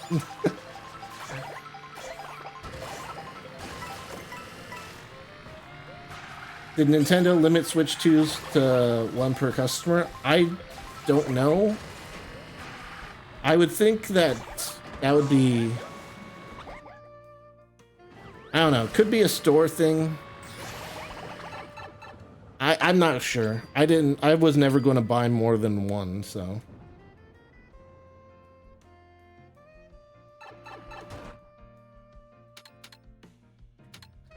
I imagine it would be a limit of 1. But I don't know for sure. I don't know. I didn't get more than 1, and I don't know anyone that's needed more than 1.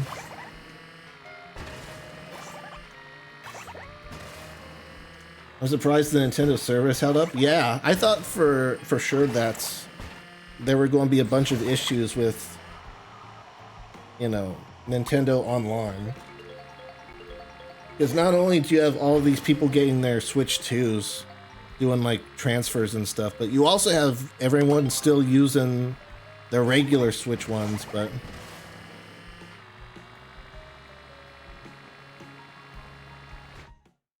if I had known it was going to be as smooth as it was, then I probably would have traded in my Switch 1 and gotten a better deal. But then I wouldn't have gotten it at Best Buy. Best Buy technically has trade-ins, but their values are terrible, even compared to GameStop, so I probably would have taken it to GameStop for a pre-order if I traded in my Switch 1 early.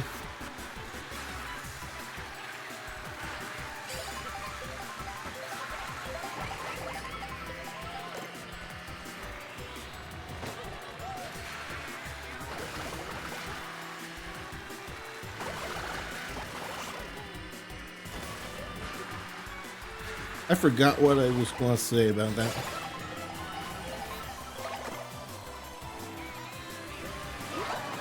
I pressed it right as I got squashed. Bruh.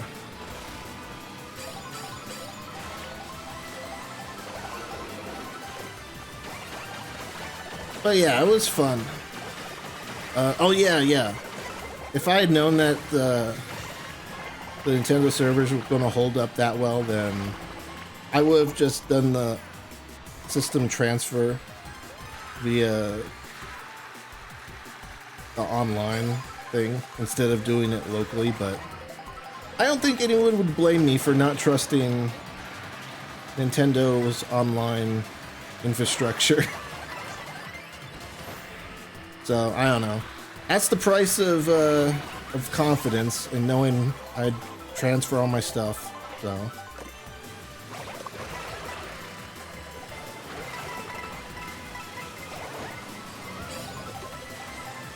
that was a good round of coins. I don't know why I drifted the wrong way. Yeah, see, like, you can trick multiple times mid-air to, like, get your cart into a better spot, but...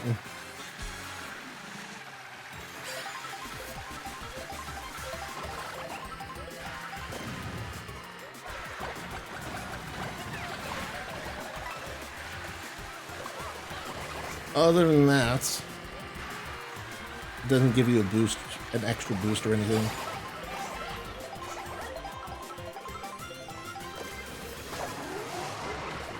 Shock dodge pog.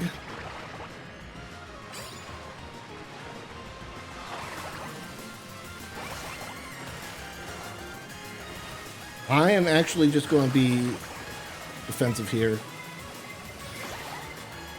I could have been greedy. I tried to go for a better spot, but...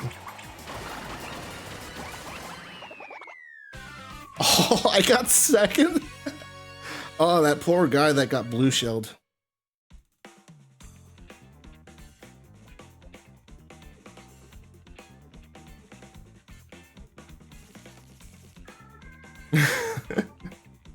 I know that Sony had to limit PS5s to one per customer for the first couple of years. Yeah.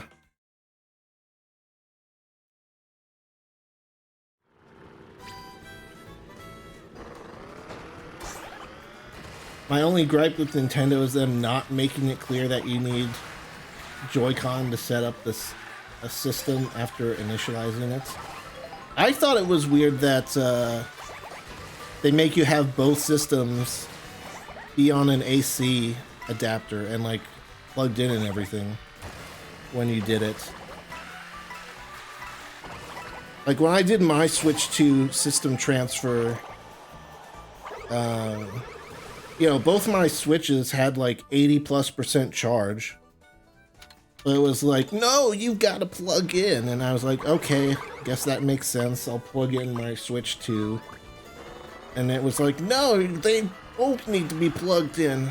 Like, okay, that's kind of annoying, but you know, my Switch 1 dock was still behind my TV, but I had a spare AC adapter that I use for like my iPhone and stuff, so I was like, oh, I'll just use that. Nope, didn't take it. Plugged it in, USB-C. They were both, again, 80+% charged.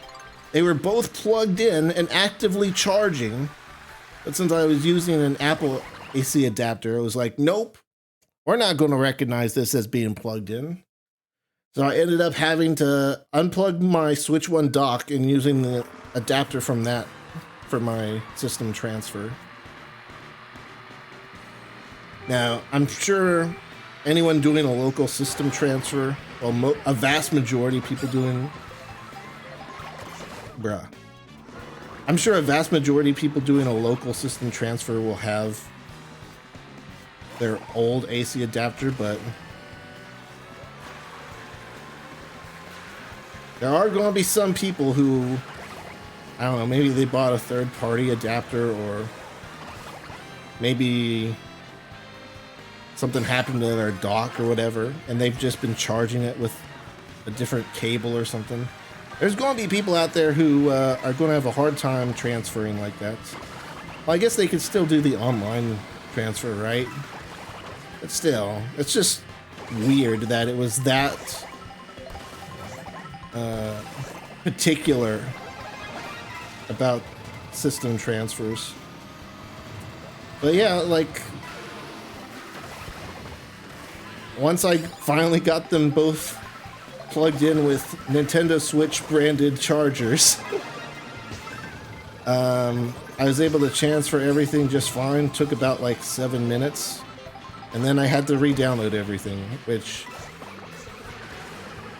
I was a little disappointed with. I kind of thought that was the point of the system transfer, was to move all my data across, like even the game files, but nope.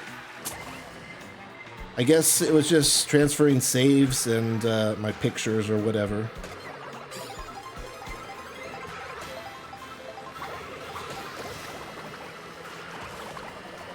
And I don't think it was unreasonable for me to expect that, because, like, I'm pretty sure, like, if you have your games on external SSD, like, at least for Xbox, I'm pretty sure you can just unplug it, plug it into a, you know, Series S, X, Xbox One, and they would all work. Like, they're all this, they all use the same game data unless there's an upgraded version, but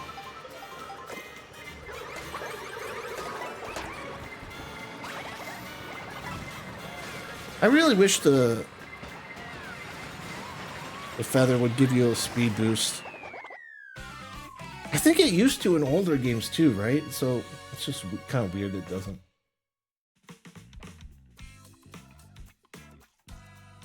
The Switch 2 AC adapter is 60 watt, that's why.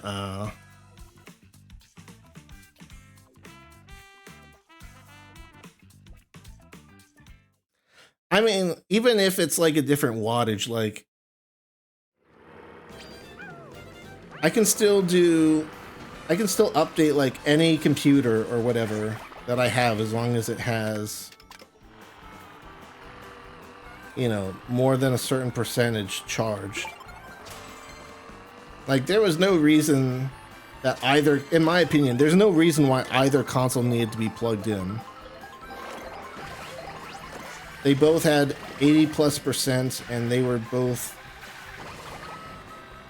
they both would have lasted well beyond the system transfer.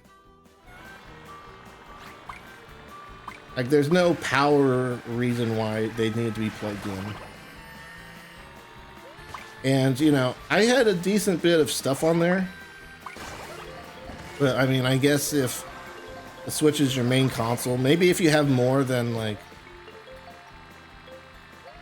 if you have a bunch of clips or something, and I mean like a lot of video clips, then maybe it would have taken a while longer to transfer, but still, like I said, it took 7 minutes. Like, even though it's transmitting and receiving data, like, it can last 7 minutes on battery.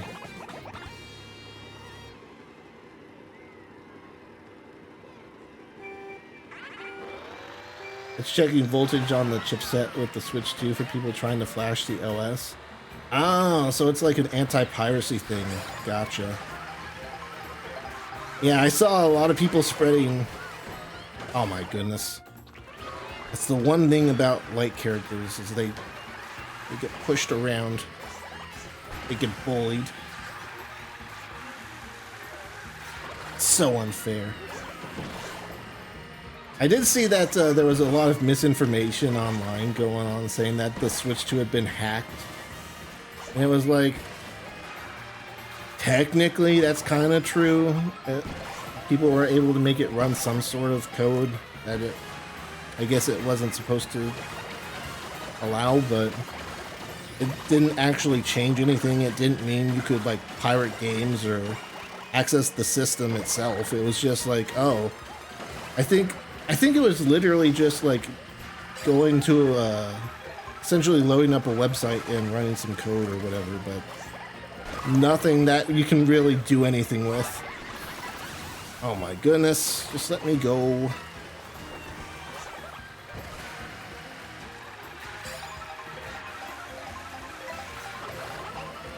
But the amount of people I saw online saying that they're just going to emulate Switch games on their Steam Deck is like crazy. Like, can you even play pirated Switch 1 games online? You would need a Nintendo Switch Online subscription, right? Oh, I thought we were done. I almost set my controller down.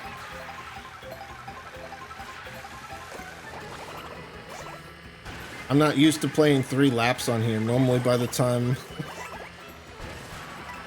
we get to this map where, you know, we've driven here.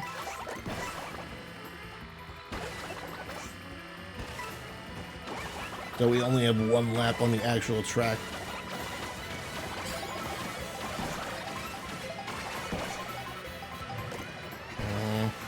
Well, that didn't really help.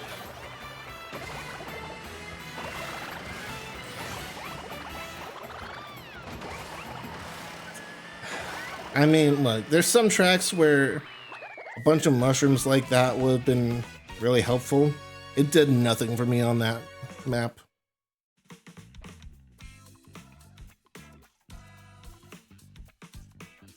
But yeah, I'm pretty sure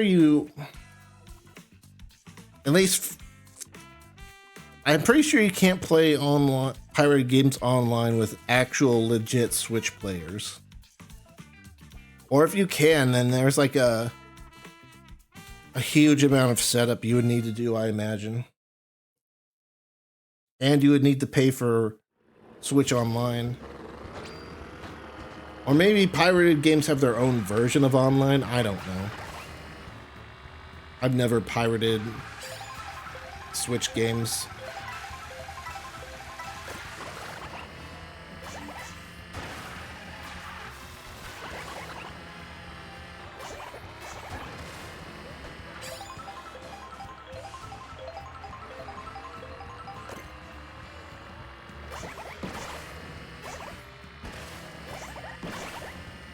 But I don't know. There's no way, like, it's going to be... You're going to have a similar experience to, like, Mario Kart World Online. Even within the next... at least year or two. You need the console to be hacked so that you can dump the ROMs, right? And then... even when you dump the like actual games, you need to make an emulator that makes it work on a PC.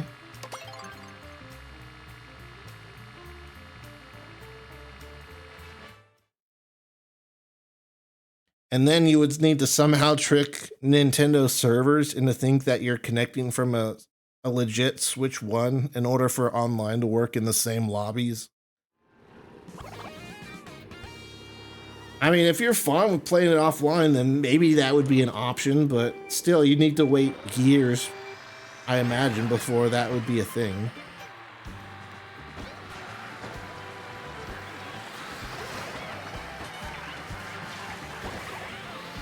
And even, like, once it's a thing, like,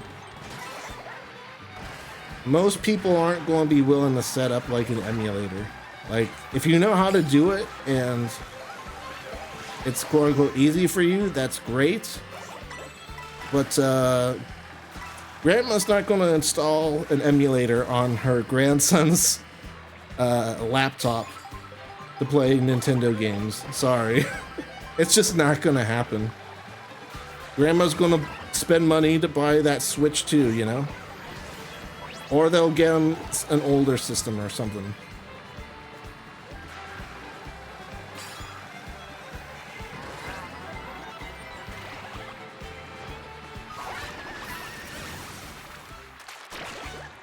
There are 3 chips on the board that are just verification chips. Interesting.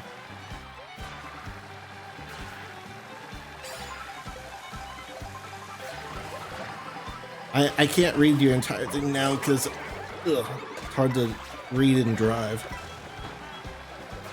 Don't text and drive, kids.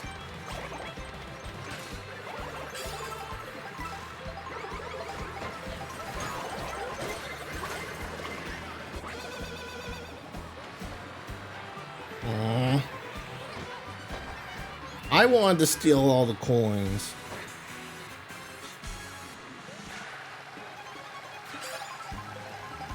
It is nice getting the full 3 laps on Moo Moo Meadows, though. Good old Moo Moo Meadows.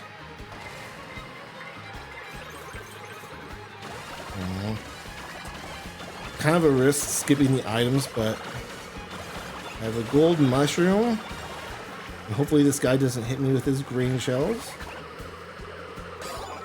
He hit me with his green shells.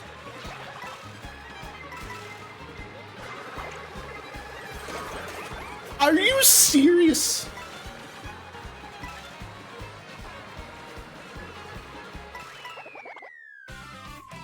The gold shell, bro. The gold shell.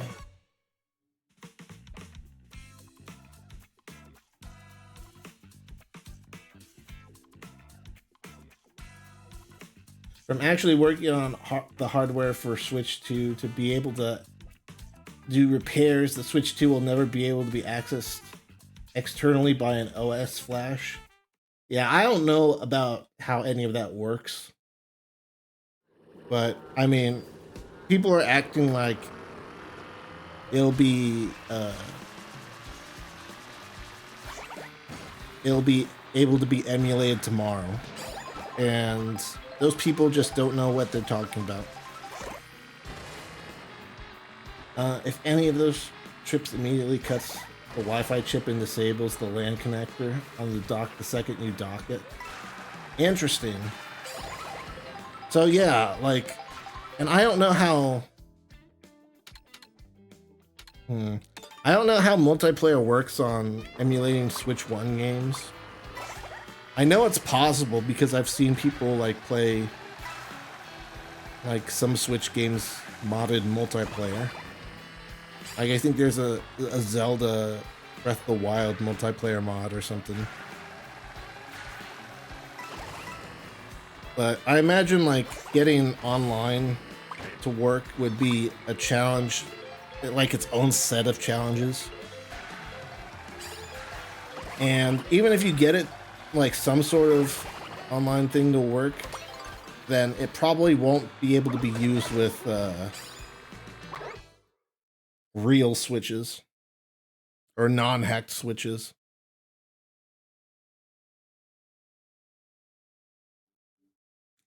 Hey, True Outfit Noob, what game is this? This is Mario Kart World, exclusive on the Nintendo Switch 2 system.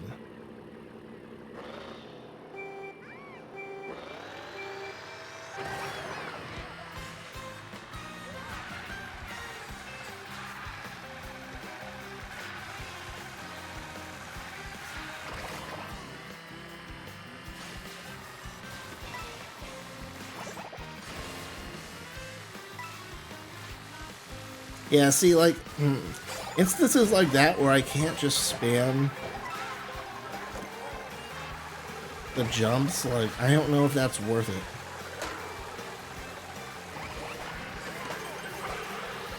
Or even if it's, like, indirectly worth it, because you can still get hit pretty easily, right? Like, people can still throw red shells at you from a lower angle.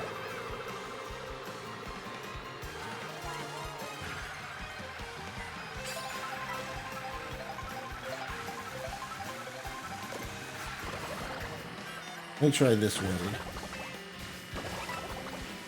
This kind of works with the boost.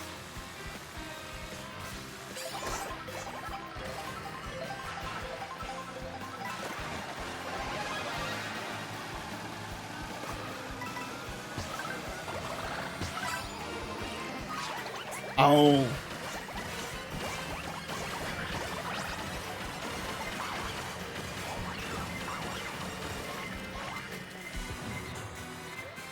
I'm too poor to afford that. Unfortunate.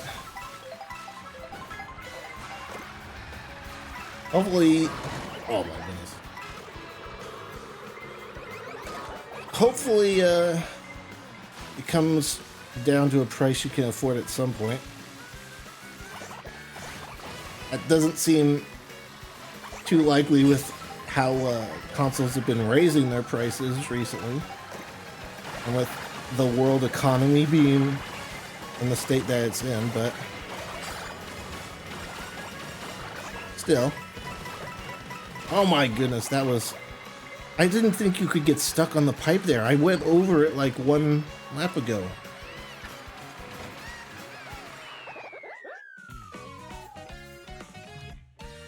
Unfortunate. But yeah, that's one of the reasons I pre-ordered a Switch 2. Not just for Mario Kart World and, you know, all the other games on the system, but also just so that if things do get worse, I already have a Switch 2.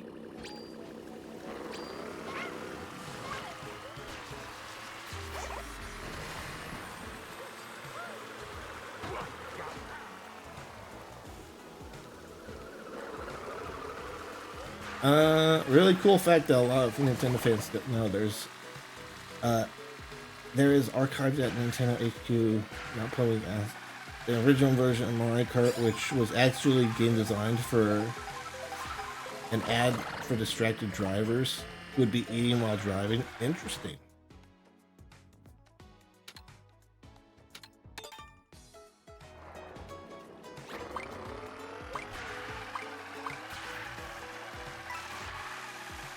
Yeah, I wonder how all that stuff is stored. Like Star Wars, for example, has the famous Star Wars Ranch where they have a bunch of the original props and assets from the movies. Nintendo's got like a museum now in Japan, right? But I don't imagine they would keep everything there.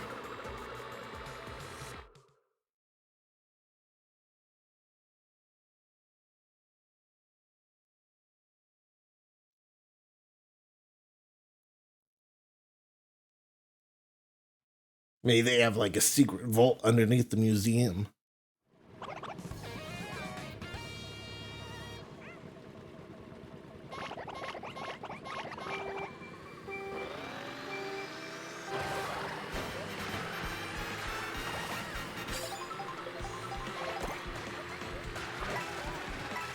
Yeah, I could have sworn there was a way to like just keep holding the button down and just continue hitting the block rather than hitting it multiple times. No. Don't touch me, warrior.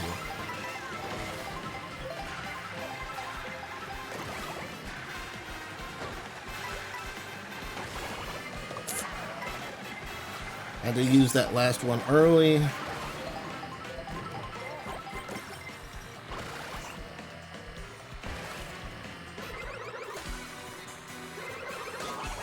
Oh yeah, just hog up all the food.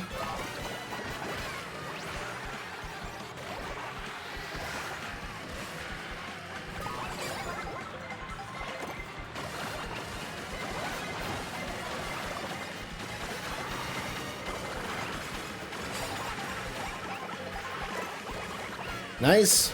Mushroom for the shortcut. Woo! Couple last minute takeovers. Not bad.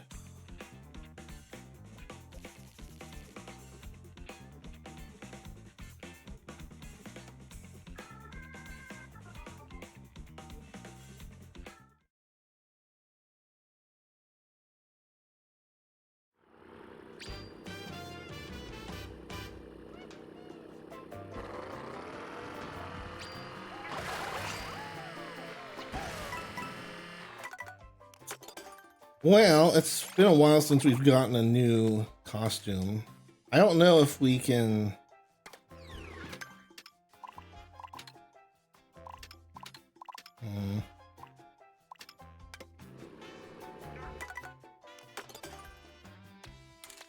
I'm not going to have enough time here. I'm going to change my character after this next race.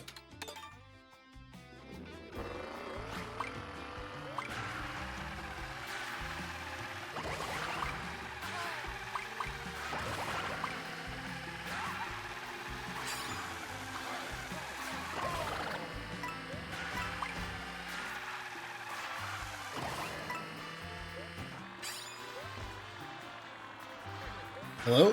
The drift? Thank you.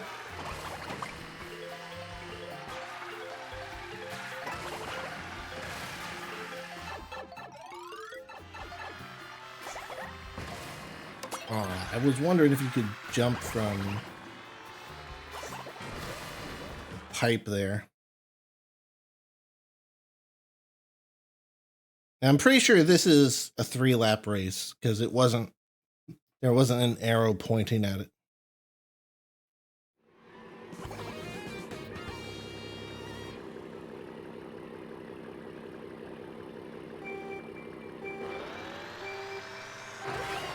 Yeah, see right there, I just got a notification saying someone's playing Mario Kart 8 Deluxe.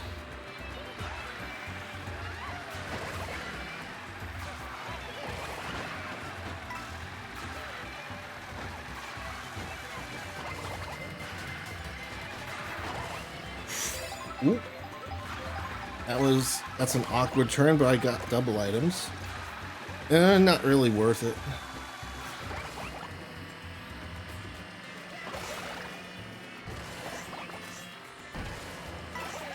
Now, just because it doesn't really give you any advantage by tricking multiple times, that doesn't mean you can't do tricks multiple times for style points. There's no law saying that you have to only do one trick.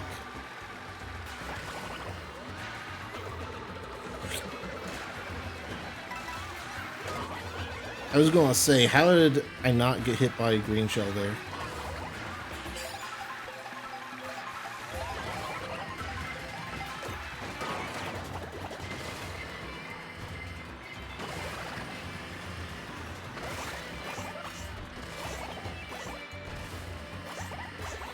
I need to be focusing more on coins. It's almost lap 3 and I have 0. Though not all of it's my fault. Yeah, there you go, Luigi. Was it worth it?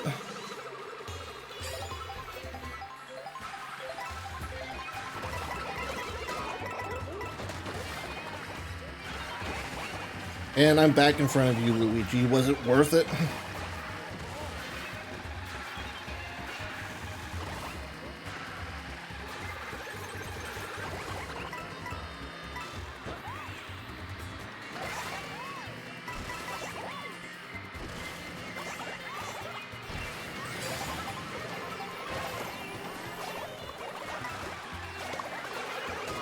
Oh, come on. Bro. Was that looks like it was a red shell too. How did a red shell come from that angle? I did kind of feel bad for screwing over so many people there, but it was the only item I had. It's not my fault. I have to use what the game gives me.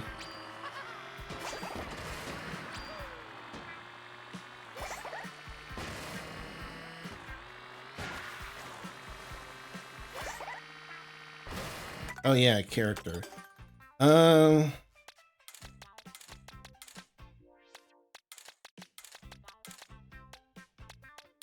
Does Goomba have multiple outfits? I doubt it. Ideally, I want to be someone who has outfits I can unlock. I haven't unlocked anything for Toadette.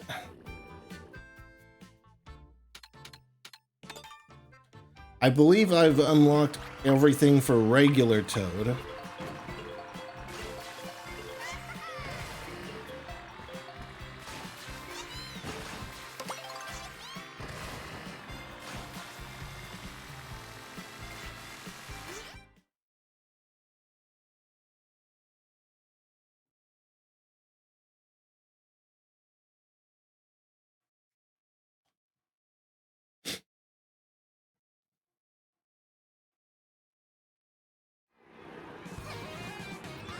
I know. Oh man, look how many people are using this cart.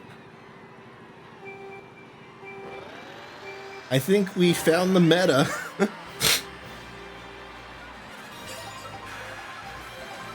I shouldn't have drifted there.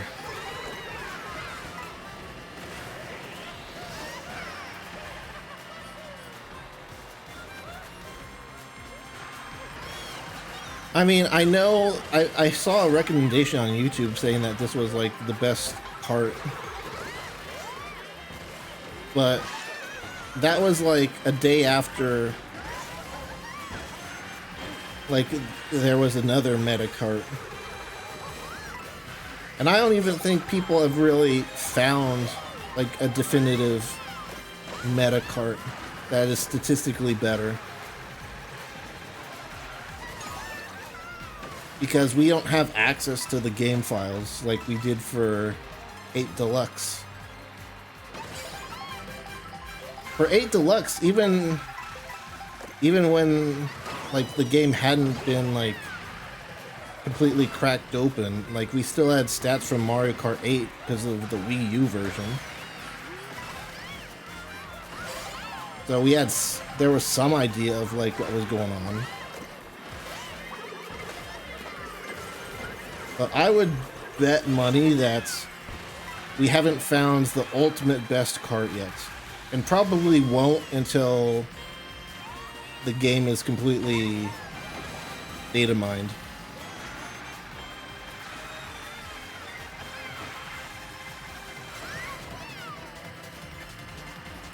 Wario, don't think about it.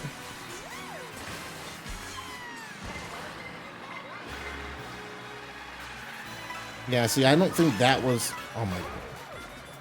I don't think that was worth it to just jump up for that one split second. If I jumped on there earlier, it might have been.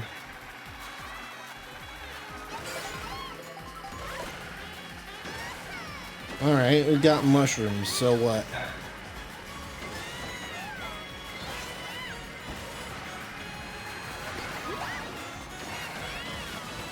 Was it worth it, Yoshi?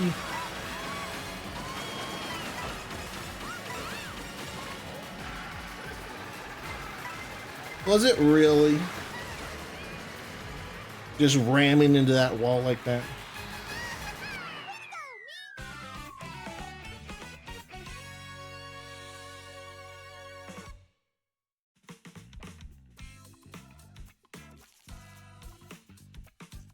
Only lost one VR, wow. Alright, I keep forgetting it's MMR now.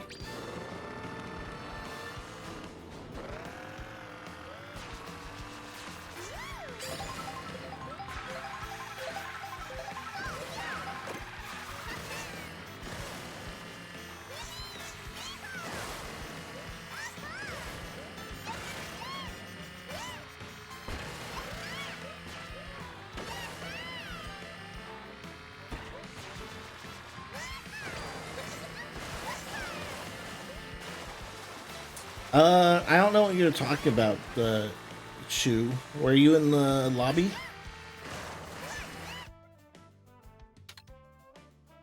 I'd love to do a regular non-Driven 2 Rainbow Road, but I still think it's worth voting for.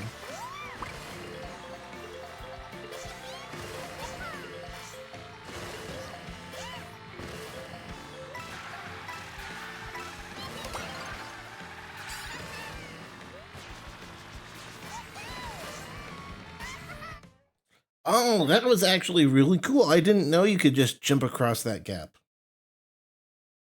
It makes sense now that I think about it, but do you need to do a double trick to get that, or what?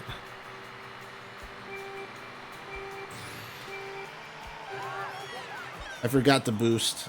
I was just stunned by that revelation. So you can actually get on the rails of that really early and then just jump to the second one and then just spam jump across the entire way. That changes everything. Doesn't actually change too much, but Gotta be a little dramatic.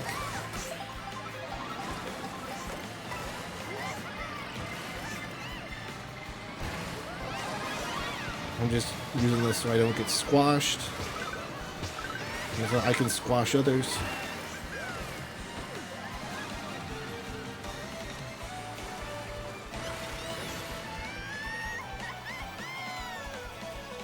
Unpopular opinion. I still like Wii Rainbow Road more than this Rainbow Road.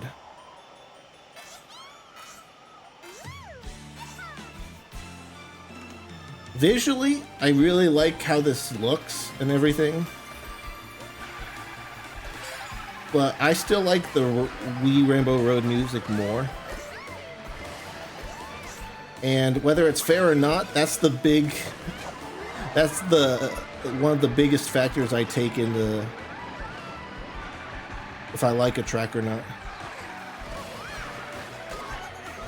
I like the Wii music more.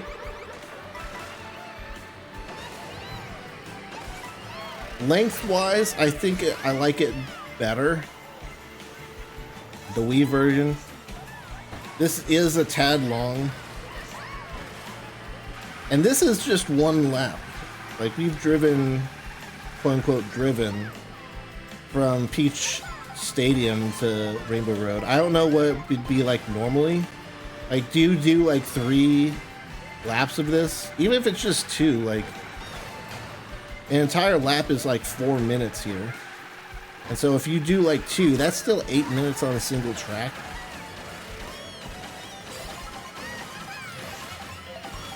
I don't know. I know it's unpopular opinion. I do really like this section. I'm not saying it's bad. I'm just saying Wii Rainbow Road will always have a special place in my heart. Hey Tony, welcome to the stream. How's it going?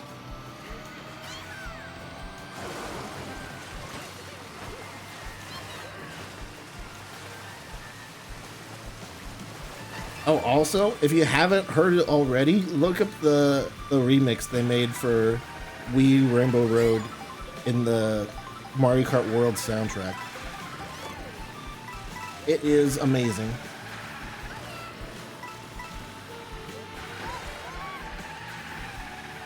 Let loose thine shells. Well, congratulations, Daisy. Was it worth it?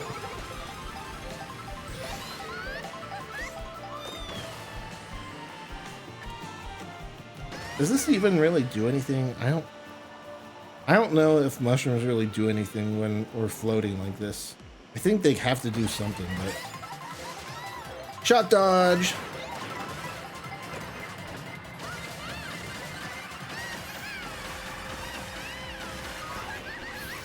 What? Hello? That was such... What... That was... I'm speechless. That was the closest I've ever seen 2 shocks together. It was like, what, just 5 seconds between shocks there? Imagine if I hadn't shock dodged the first one.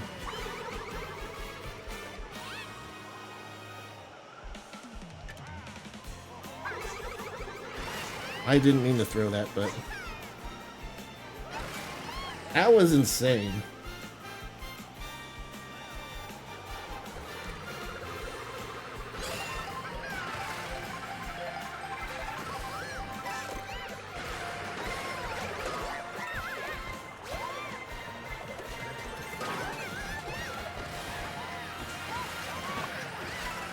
Oh my goodness.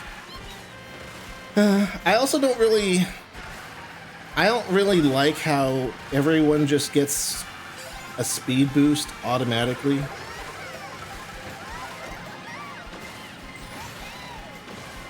It is quote unquote balanced, but because everyone gets it, but it makes like attacking items less. Are you serious? That wasn't long enough? It makes attacking items much less effective. on the most important part of the track, no less. A third shock.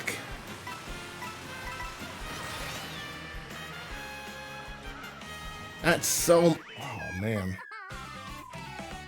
That was crazy. That was 3 shocks in one race. 2 of them, like, right next to each other. That's an insane amount of shocks.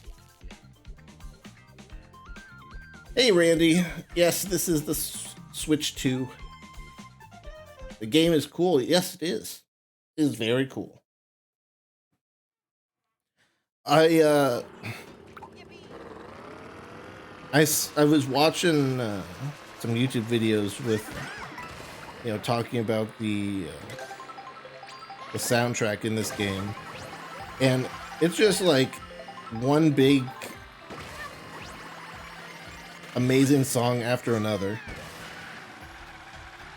Like, that's you wonder where the $80 went. It went towards the orchestra and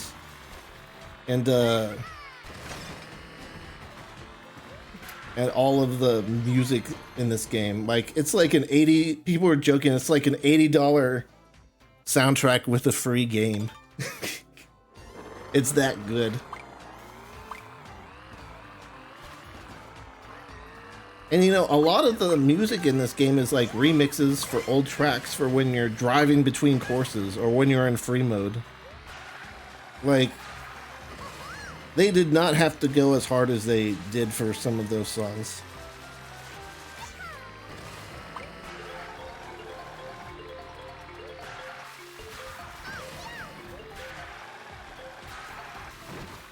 Someone used the lightning, so when I used mine, I had it for about minutes. That's still crazy, though. I've never seen shocks that close together.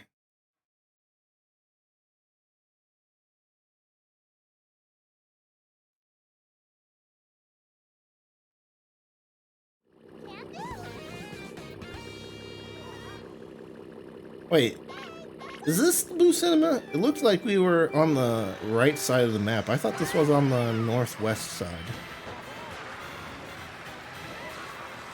Or maybe it is, and I just didn't see it in the... Literally, as soon as I press the use item button, I get hit.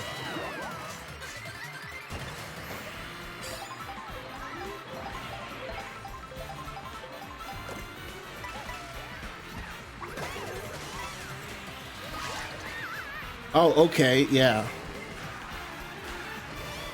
I was like hiding behind that star thinking, oh well, they'll just hit everything in front of me. They're just gonna stay there and steal all my coins, aren't they? Nope. Turned out of the way to avoid the banana, even though it would have done no damage to them. But yeah, listen to this music.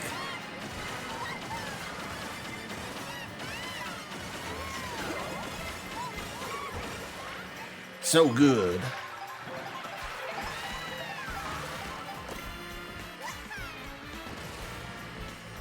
Like, I don't know what other games are getting nominated for best soundtrack at the Game Awards this year, but if you think it's not Mario Kart, if Mario Kart World doesn't deserve it, then you haven't heard the soundtracks in this game.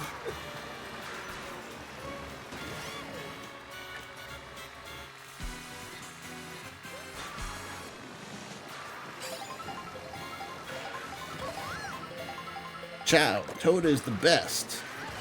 Nice. Is Toadette like statistically identical to regular Toad? Right now I'm mainly playing Toadette because I want a chance to unlock her skins, but... Oh my goodness. I've already unlocked all of Toad's skins. So for now, I'm just playing characters whose costumes I need. Oh well, this isn't going to really do. It might pick me up a few places. It better than I thought.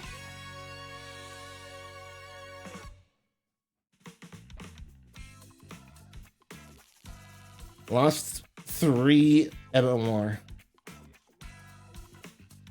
Could have been worse.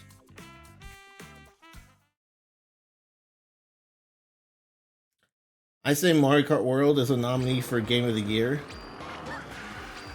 I think so too, but I think the controversy around its price tag is going to keep some reviewers from voting for it. I don't really think that a game having, going up by $10 is really a reason to disqualify it for Game of the Year. Especially when, I'm sure there's been games that nominated that are less than, $60. Like, I don't think the price should necessarily, I don't think the price should necessarily matter when we're talking about Game of the Year. It should just be the best game of the year.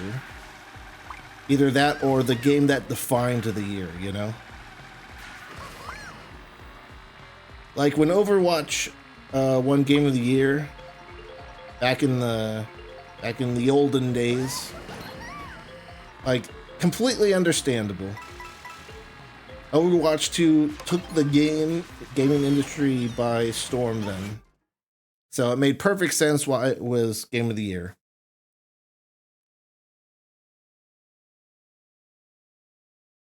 Same thing with Breath of the Wild. Like, I personally liked Mario Odyssey better, personally. But again, totally made sense why Breath of the Wild was Game of the Year.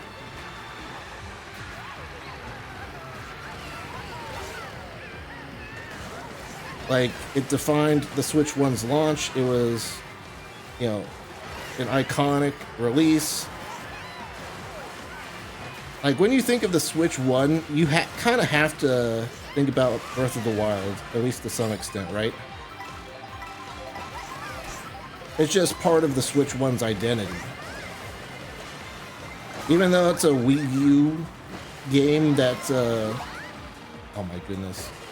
Or even though it's a cross-gen game, like, it's still known for being, like, the Switch game, And as good as Mario Odyssey was, I don't see as many people looking back at Mario Odyssey with as much nostalgia, I guess, as they do with Breath of the Wild. For better or for worse.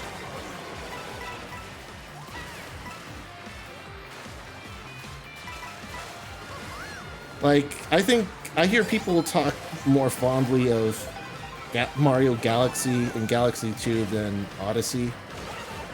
That doesn't mean that it was a bad game. I really like Odyssey. I actually replayed it a couple months ago while I was waiting for the Switch 2 to release. And I still really like it as a game. But, it made perfect sense why Breath of the Wild was Game of the Year that year.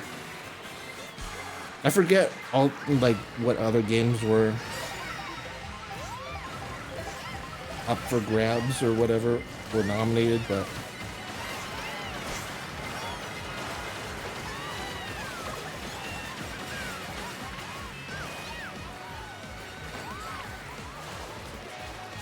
the point is, I don't think value should necessarily be part of the equation. I think it should be, what's the best game?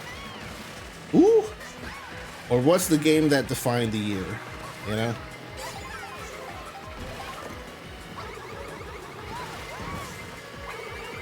Like, if Breath of the Wild had released at $80, I don't think that should have kept it from being Game of the Year back then. Even though like an $80 game back then would have been much worse than it was today. Also, that was a terrible last corner. Rest in peace.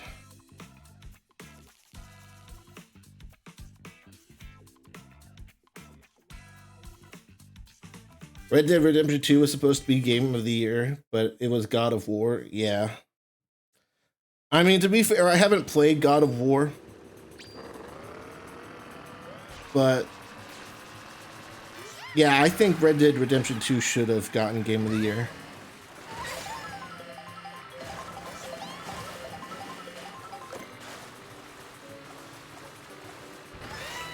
I think Red Dead Redemption 2 was a better representation of a game that defined the year more than God of War. And by the way, when I say that, I also think it should take exclusivity into account too, you know? Like, it's harder for a game to, you know, take the gaming industry by storm if it's an exclusive to one platform. So I think if one game is of equal quality to another, but one is exclusive and one's not, I think it should go to the non-exclusive one. All else being equal, you know? Red Dead Redemption 2 got the best soundtrack of the games in 2018, and I think it deserved it.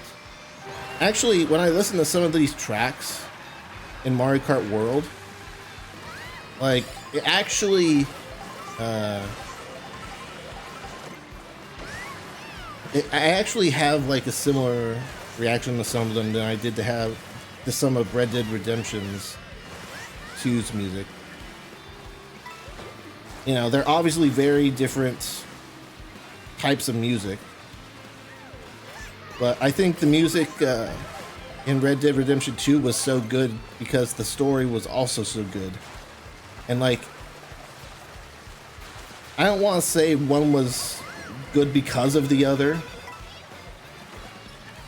but I think they enhanced each other. I think they were better together than separate, you know?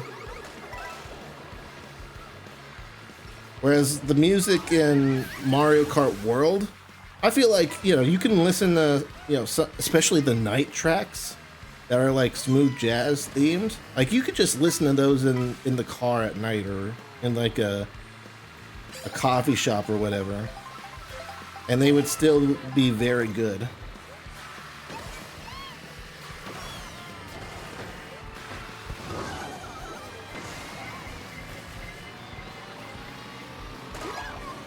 Oh my goodness. So I guess when it comes to that aspect, oh my goodness, I think again it sort of goes back to what I said about, almost like what I said about exclusivity. Whereas, yeah, the music in Red Dead Redemption 2 was really good. I think it was made extra good by it being attached to the story of Red Dead Redemption 2. Whereas I think Mario Kart's world music, yeah, it's good with gameplay, but I think it can also stand on its own. So if we're putting, oh my goodness, if we're putting them against each other, Red Dead Redemption 2, like if they came out in the same year, I would give the award to Mario Kart World.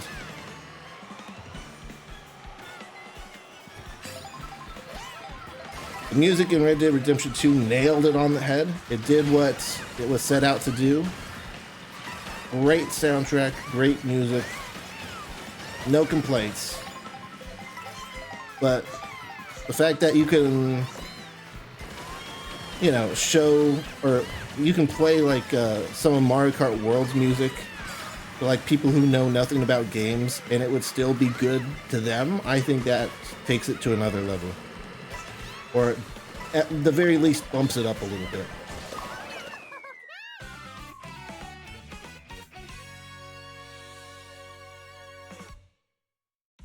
Yeah, absolutely, Sackboy.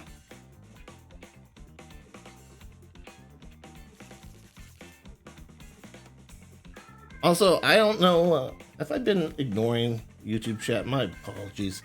Hello, Aaron. Hello, Joshua. I'm just distracted by all this talk about soundtracks and the Game Awards. I actually think that we used to date back in 2021. I know for a fact we didn't.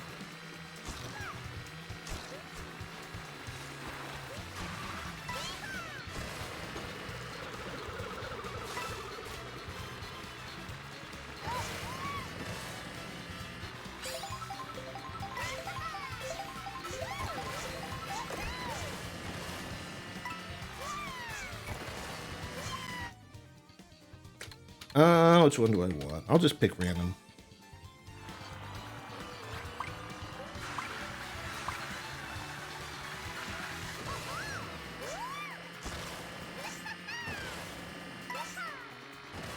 Let's see, we've gone like, I didn't plan on going an extra hour today, but I've been having fun, so I think we'll go for 1, maybe 2 more races.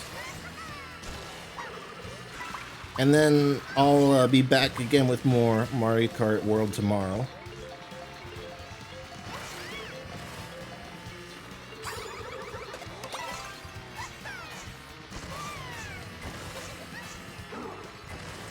I keep forgetting about that lower part.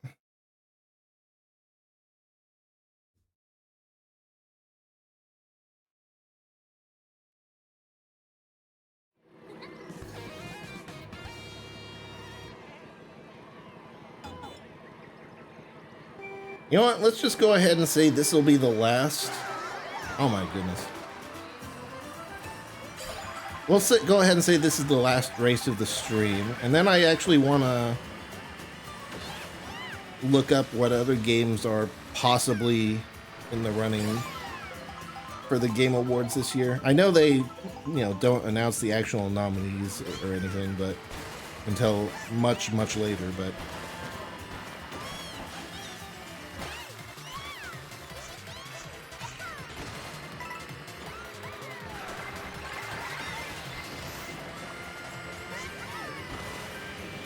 I just want a little reminder of what else released. GTA 6 was originally gonna release this year. I think that would have complicated things a bunch because I think GTA 6 will almost certainly win a lot of awards in whatever year it releases. Thank you. Finally, a lightning I don't get hit by.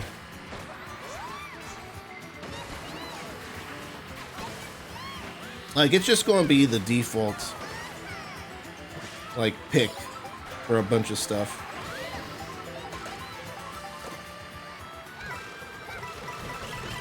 Even if you think, like, oh, we don't know if the story's going to be good until it comes out,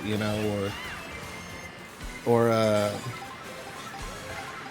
it'll certainly have licensed music, but that's not really, I don't think they judge like the soundtrack stuff off of that. So even if you have reservations about some of that stuff, I find it very hard to believe that GTA 6 would come out and not get any awards, That's just unfathomable for me. Like, it could be art direction, it could be I don't know. It could be whatever, really. But I just don't see it like not winning something. It just gotta win something. Just from what I've seen from the leaked footage and what we've seen from the gameplay, how high quality it is. At the very least, it's got to win like some sort of game design sort of award, just for how HD everything is. And you can say that like, oh well, we don't know if the game will actually look like that. Yes, we do. Case in point, Red Dead Redemption 2. Like, I know that was a big thing back before that game launched, is if it was actually going to look that good, and it did. Like, I think Rockstar can deliver on the visuals they promised us. Let me see real quick.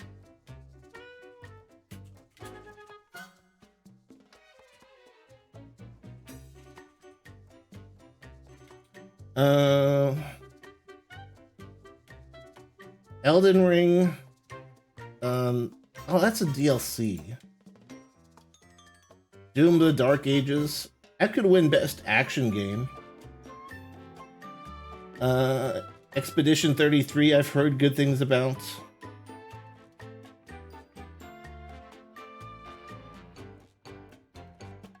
Yeah, this article says the 11th Game Awards is suddenly wide open because Grand Theft Auto 6 was delayed. It's like I said, like, whenever Grand Theft Auto 6 comes out, it's going to push a lot of other games to the side and be like, hey, Daddy's back. But hey, now that it's delayed, let's see. This is this article saying Expedition 33 is possible nominee. Split Fiction. I don't think Split Fiction should get Game of the Year because you need a second player to play it. I think a game that requires you to have a second player is kind of lame. If it was online multiplayer, then I'd give it a pass, or if you could matchmake, maybe. I don't know. The fact that it's like a forced co-op game, I don't think it should get Game of the Year for that. Even if it's a great story or something. Could win Best Story. I don't know. But, I don't know. Blueprints, haven't heard of that. Kingdom Come Deliverance 2, that's a good one. I've heard good things about that. Monster Hunter Wilds, haven't heard much about. Indiana Jones, no.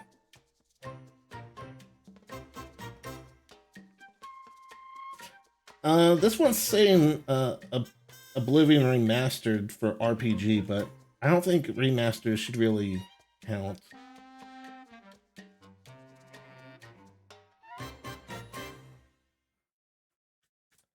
Oh, is Metroid Prime 4 coming out? I don't know about that. Death Stranding 2? I don't think so. This article doesn't even mention Mario Kart World. I think it should at least be considered. Like, we can debate about if it should win Game of the Year, but I think it should be considered at least, or nominated. Best soundtrack, I think it should, like, have that in the bag, if I'm being honest. Like, if one of the other games has, like, an amazing soundtrack that I just haven't heard, then I don't know. But I think it should definitely win Best Soundtrack. Like, the soundtrack in this game is just jaw-dropping amazing.